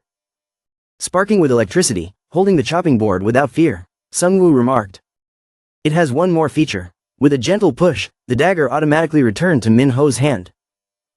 Seungwoo demonstrated, showing how the weapon could be thrown and recalled effortlessly. Hearing this, Minho beamed with delight, clearly thrilled by the dagger's abilities. Photo mishap. However, when it came to taking a photo, Minho's demeanor changed. Embarrassed, he jumped when Seungwoo took a picture. Your expression is great, should we use this one?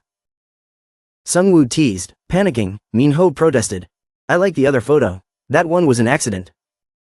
Seungwoo chuckled, but your smile looks so good here. Seriously, it's perfect. Seeing that Minho was on the verge of blushing, Seungwoo relented. All right. I'll stick with the original one. He smiled warmly as Minho sighed in relief, clearly appreciative despite his earlier embarrassment. Minho Ki-fi bowed deeply, feeling utterly defeated. Teacher, you're so childish. Yoo Seungwoo, still oblivious, shrugged. That's why we have monster food challenges. That night at Beck Hik's house, the moon shone brightly over a chaotic scene. Beck Hik sat amidst a mess of beer cans scattered on the floor. He mumbled incoherently. First order, protector of the world. On his bed lay his half-drunken body, surprisingly lucid despite the alcohol. As expected, it doesn't suit me. He drifted in and out of thought about his life. No friends, no girlfriend, well, maybe. He raised the beer bottle to his lips again. A bitter smile curling on his face. I wonder if that guy even considers me a friend. With that, he gulped down more beer. The heavy stench of alcohol filled the room. I feel better now. Maybe I'll grab my coat someday. The space was a disaster. Clothes and empty bottles littered the floor. Beck Hik seemed entirely consumed by his drunken stupor. He made no attempt to clean up, merely staring at the pile of empty cans and his unwashed jacket. What does it matter, anyway? Memories and frustration. Suddenly, he recalled the image of Yoo Seungwoo slicing the air with his sword. With a groan, he propped his head up on his hand. That unbeatable returnee will handle it all. But as his hand slipped off the bed, he tumbled to the floor with a dull thud. He remained motionless, lying there as anger boiled up inside him. Me, with trembling hands. He pounded the cold floor repeatedly. If I were a returnee too, I'd be the same way. His voice cracked as he forced himself to sit up. This world, if I had that power, I'd do better. Hurling the beer bottle across the room, he screamed into the void of the night. I can be stronger, I can do it. He managed to stand briefly, but immediately slipped and collapsed back to the floor. His consciousness started to fade. I could even be a warrior. An unexpected visitor, unbeknownst to him, the very person he had been thinking about was already in his house. Yoo Seungwoo stepped inside silently, taking in the sight of Beck hanging asleep on the floor. He sighed, how could you let yourself get like this? Carefully maneuvering around the scattered beer cans, he sat on a chair near Beck. So this is what he's like, a bit more childish than he seems. Placing a half-finished beer bottle upright on the floor, Yoo Seungwoo rested his chin in his hand, gazing at Beck with a strange expression. It sounds like he's mumbling something interesting. 9 years ago, when the first gate opened and monsters began to invade. Countless people disappeared. After 3 years, those who had vanished suddenly returned one by one. They recounted that they had traveled to another world and gained immense power. The public's reaction to this situation was fascinating. Many people admired them, wishing they could acquire such power themselves. Honestly, I was a bit envious too. This was because, before disappearing and returning to this world, those individuals had all come from humble backgrounds. Yoo Seungwoo calmly watched Beck Hangik sleeping on the floor. As someone who's been through this, I wouldn't recommend it, he muttered. Then he hoisted Beck Hangik onto his shoulder. But if this is truly what you want, I'll help make it happen. The next morning, Beck Hangik groggily woke up, feeling slightly dizzy. Surrounding him was nothing but pure white. A blank expanse. Panic set in. Am I still drunk? Is this a dream? He thought. Suddenly, he heard a voice nearby. It was Yoo Seungwoo, sitting on a chair with a book in his hands. Welcome to TERRA, warrior from another world, he said. Beck Hangik immediately recognized him. It's you. Yoo Seungwoo closed the ancient book he was holding. From now on, you must go to TERRA and save those in danger. Beck Hangik, still in shock, stared at him wide-eyed. What? Don't ignore me. What exactly are you doing? Yoo Seungwoo shut the thick book and said calmly. Just sit down and listen. I'm trying to explain everything. Beck Hangik, still unsettled, thought to himself, this guy is crazy. I don't even know him, and he calls this nonsense an explanation? What is this place? Yoo Seungwoo tilted his head and smirked. Crazy? You're mistaken. This is the traditional way to welcome warriors from another world. For a moment, Yoo Seungwoo seemed to reminisce about his meeting with the goddess Gaia. He smiled slyly at Beck Hangik, a mischievous glint in his eyes. Though, to be fair, this was originally done by a stunningly beautiful woman. Also known as the goddess, you should consider yourself lucky. The more Yoo Seungwoo spoke, the more confused Beck Hangik became. What's even happening here? Beck Hangik shook his head repeatedly, looking around in desperation. Finally, he burst out, wait, is this what I think it is? Yoo Seungwoo, understanding his meaning, replied calmly, yes. Beck Hangik screamed in frustration. A different world? Am I dead? I knew I shouldn't have drunk so much. Yoo Seungwoo remained composed. If this were the usual scenario, yes, you'd probably be dead, maybe from an accident or a stroke. But you're not dead yet, though with the amount of alcohol you consume, that day might not be far off. Beck Hangik was even more flustered than before. But this is still another world, isn't it? Why am I here? Yoo Seungwoo grinned. I'm glad you asked. That's a good question. Because you wished for it. Beck Hangik's jaw dropped. What? When did I ever say that? Yoo Seungwoo mimicked him perfectly. If I could go to another world, if I could return, if I were a warrior, I'd do so much better. Beck Hangik suddenly recalled his drunken ramblings. He didn't remember much, but fragments of the memory rushed back. His face flushed with embarrassment. I only said that because I was drunk. Why would you take that seriously? Yoo Seungwoo chuckled maliciously, clearly enjoying his suffering. Enraged, Beck Hangik snapped. Stop laughing, and don't you dare break into someone's house like that again. That's trespassing. Yoo Seungwoo shrugged nonchalantly. Apologies. Beck Hangik, still suspicious, thought, what's wrong with this guy? Dragging someone into another world like this? He began overanalyzing the situation. Wait, if he brought me here, that means he can send me back, right? He must be keeping an eye on me for some reason. The thought gave him a sense of relief. With a sly grin, Beck Hangik stepped closer to Yoo Seungwoo, their faces nearly touching. Alright, here's my chance, he thought. Beck Hangik chuckled. seemingly agreeing to the journey. Alright, fine, it's not like I have any other choice.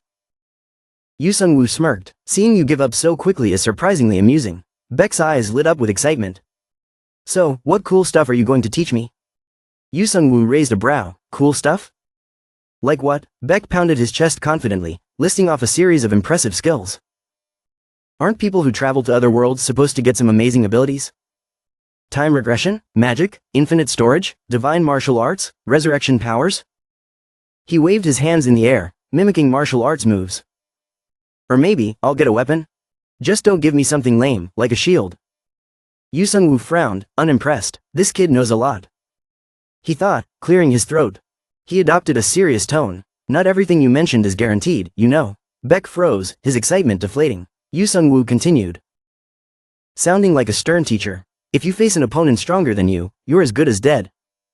The best power you can have is a solid foundation. Beck flared up, grabbing you by the shoulders. So if I meet someone stronger, I'm just supposed to die? Yoo Seungwoo nonchalantly brushed him off, chuckling. Unfortunately, that's exactly right. If you're outmatched, that's the end of the line for you. He leaned back, adding with a smirk.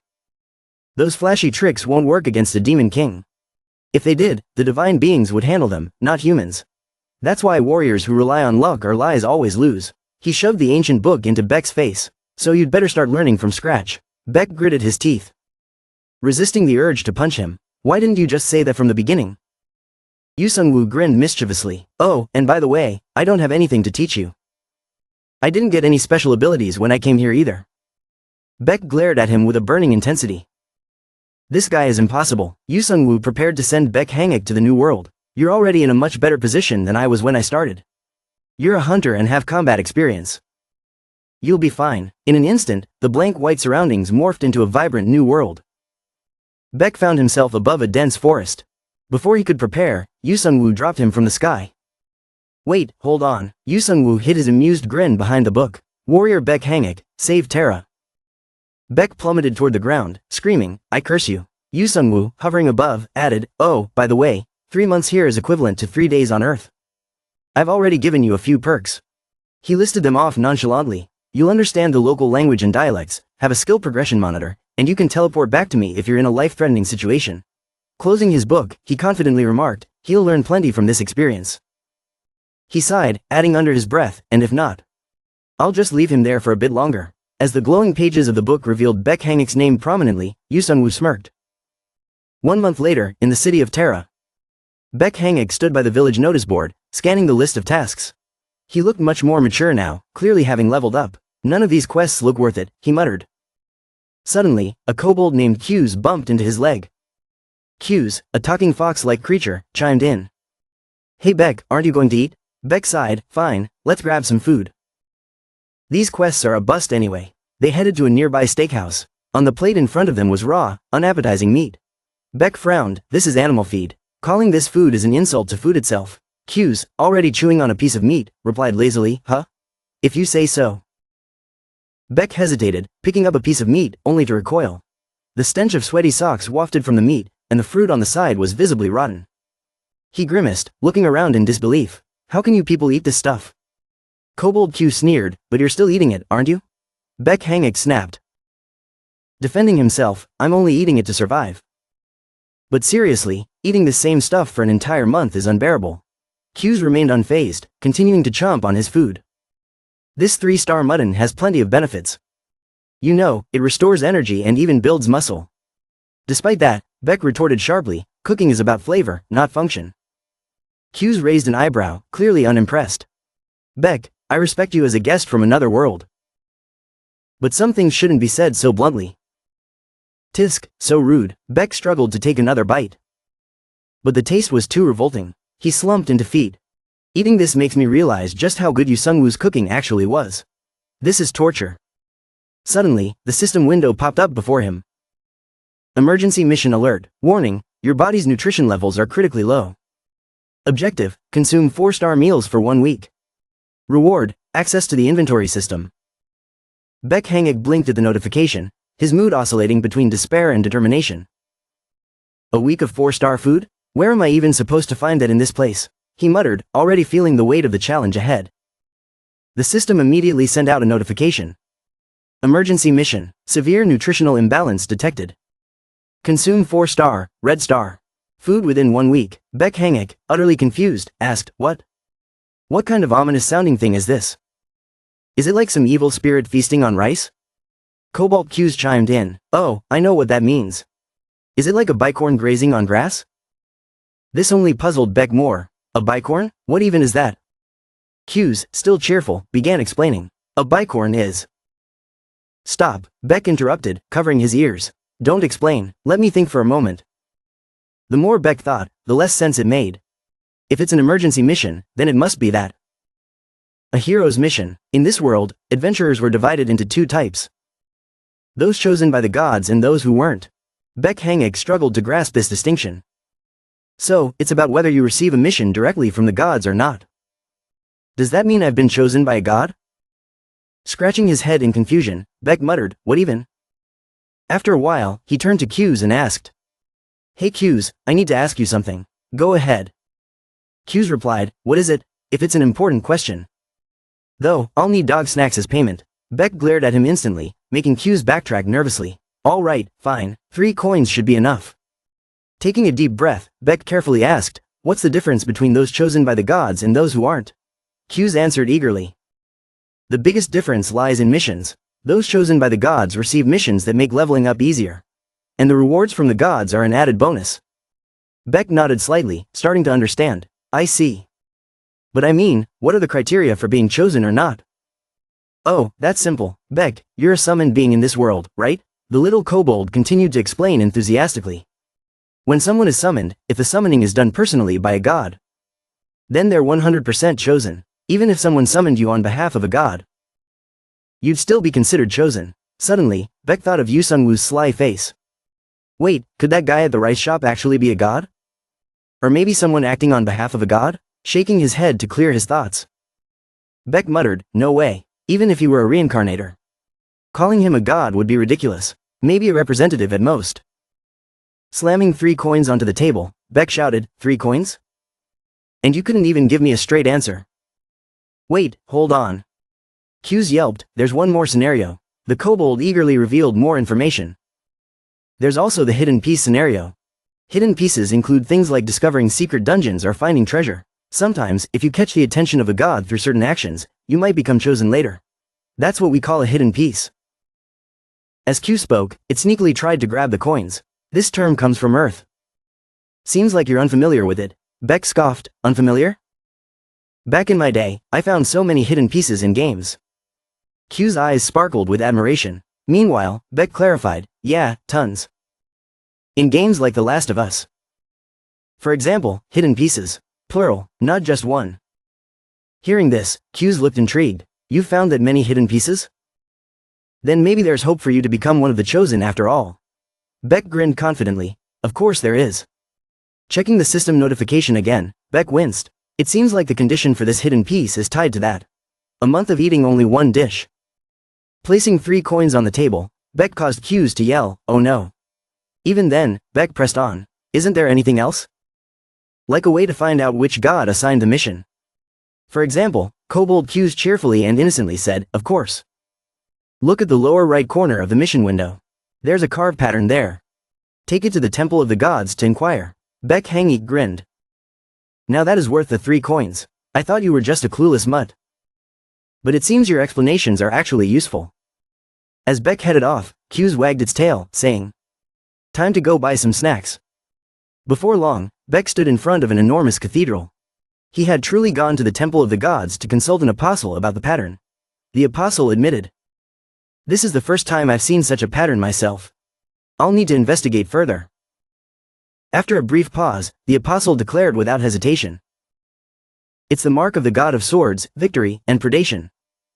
Hearing this, Beck was overjoyed, as if he'd struck gold. The god of swords? It has to be something majestic. Sword, the greatest of all weapons. The king of armaments, his face lit up with happiness.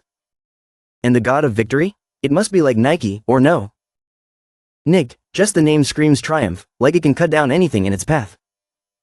But then his expression shifted, and he squinted at the apostle. Wait a second. Looking thoroughly perplexed, Beck asked, what the heck is the god of predation? Even the apostle seemed stumped. I'm not sure either. I've never heard of a god with 3 attributes like this. Beck muttered, not the god of cooking, but the god of predation? Seriously? Feeling utterly defeated, he rubbed his forehead in frustration. This is giving me a headache. What's next, an inventory system? Suddenly, his mood brightened as he recalled the possibilities. If I had one, I wouldn't need to carry heavy luggage anymore. No more worrying about pickpockets stealing my wallet either. A moment later, his enthusiasm returned. Alright, I'll take this mission. He turned to the apostle. So, I just need to head north, right? There's a winter remembrance festival happening there, isn't there? The apostle confirmed, yes, that's correct. With a fiery determination in his eyes, Beck muttered, so that dream. It all makes sense now. Dusting himself off, Beck declared, I'm going. At a mist-covered mountain, meanwhile, at the great temple of the gods, Yoo Seungwoo stood before a stone tablet, reading the inscription aloud. God of swords, victory, and predation. The text elaborated. At the limits of human achievement, level 198, the individual will ascend to godhood upon reaching the next level here. When they become a god, their divine name and path will reflect their accomplishments. Engraved forever in the great temple, Yoo Seungwoo's first divine title was Sword. Earned by reaching the pinnacle of swordsmanship, the requirements were clear. Level 198 was the threshold of human power. Upon reaching level 199, he would gain his next divine title, after an arduous journey and countless battles. Yoo Seungwoo had reached level 200 and defeated the Demon King. In doing so, he earned his second divine title, Victory. With these 2 titles, he proved himself the god of swords, the strongest wielder of the blade, and the god of victory. A being that could not be defeated. Failure to uphold these titles would strip him of his divine powers. Leaning back in his chair, Yoo Seungwoo relaxed, no problem. Who could beat me with a sword anyway? I don't plan on losing. As he pondered, he mused about his third title, Predation. Now that's something I don't fully understand. Stretching his muscles, Yoo Seungwoo asked himself, what does this mean? Do I have to return to Earth to push my limits again? It seemed his path toward this title involved challenges he had yet to comprehend. Perhaps he would reach it through unexpected means, like hosting eating contests or cooking for others to level up. With that thought, he chuckled to himself, imagine that. Gaining divine power through cooking. What's next, an eating competition to break limits? Yoo Seungwoo stretched his shoulders lightly, so, it's not the god of culinary arts but the god of predation. Huh, is it because Hestia is still around? He sat down and sighed deeply. Lost in thought, feeling bored, Yoo Seungwoo sprawled out lazily, I don't know. But for now, leveling up is all that matters. Looking up at the sky, he mused, I wonder when another big boss like the Demon King will show up. Better conserve my strength until then. That thought made him chuckle aloud, feeding others predation-based meals to level up? Looks like I've been doing too good a job playing the role of a rice shop owner. He absent-mindedly opened a book to relax, but suddenly, a notification appeared, Washin, Beck HIK, has completed the mission. The message stated that Beck had earned the right to wield divine powers at will. He had also been awarded 155 experience points from Washin and received a reward. An A-rank sword filled with the resentment of winter. Yoo Seungwoo chuckled as he muttered to himself, well done, Gaia did mention he'd earned some experience points. But then his face fell. Wait a second, did he claim the item reward too? Realizing his mistake, Yoo Seungwoo shot upright in panic, I forgot to recall the reward item. Meanwhile, Beck HIK was fuming. He raised his middle finger toward the sky and cursed under his breath, you damned death god. The harsh weather only made him angrier. Blood-sucking thief, I was so excited about getting an A-rank sword, and now you take it away? Standing below, Beck ranted and raved, you beggar god.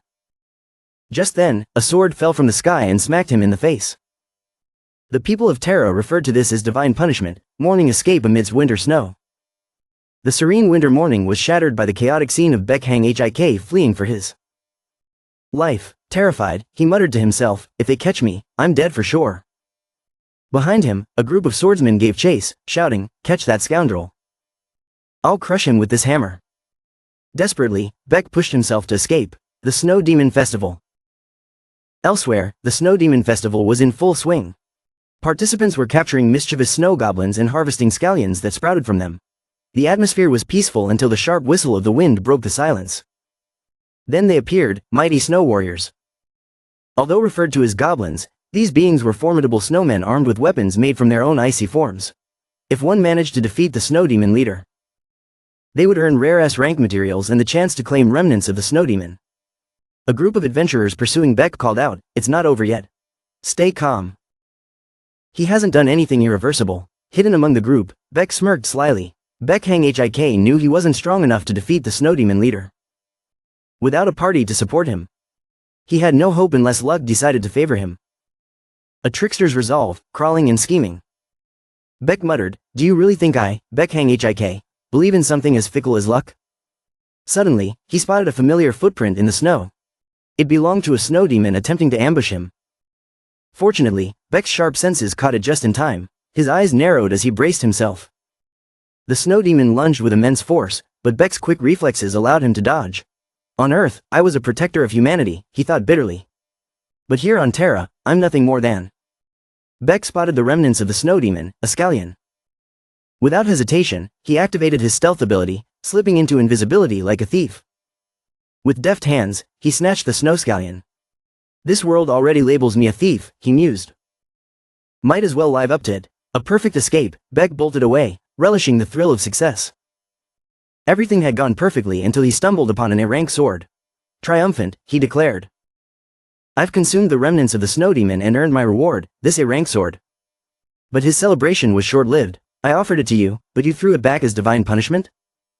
For that, I've been chased by the villagers ever since." The relentless villagers pursued him, shouting, "We'll make you suffer the most painful death." Beck glanced back and smirked. "Do you think I'll just let you catch me?" In a bold move, he flung himself into the snow, rolling to safety. On Earth, I was a protector. Here, I'll protect myself. The villagers arrived moments later. But it was too late. All they heard was a fading cry echoing through the snow. "The star of Beck Hang He."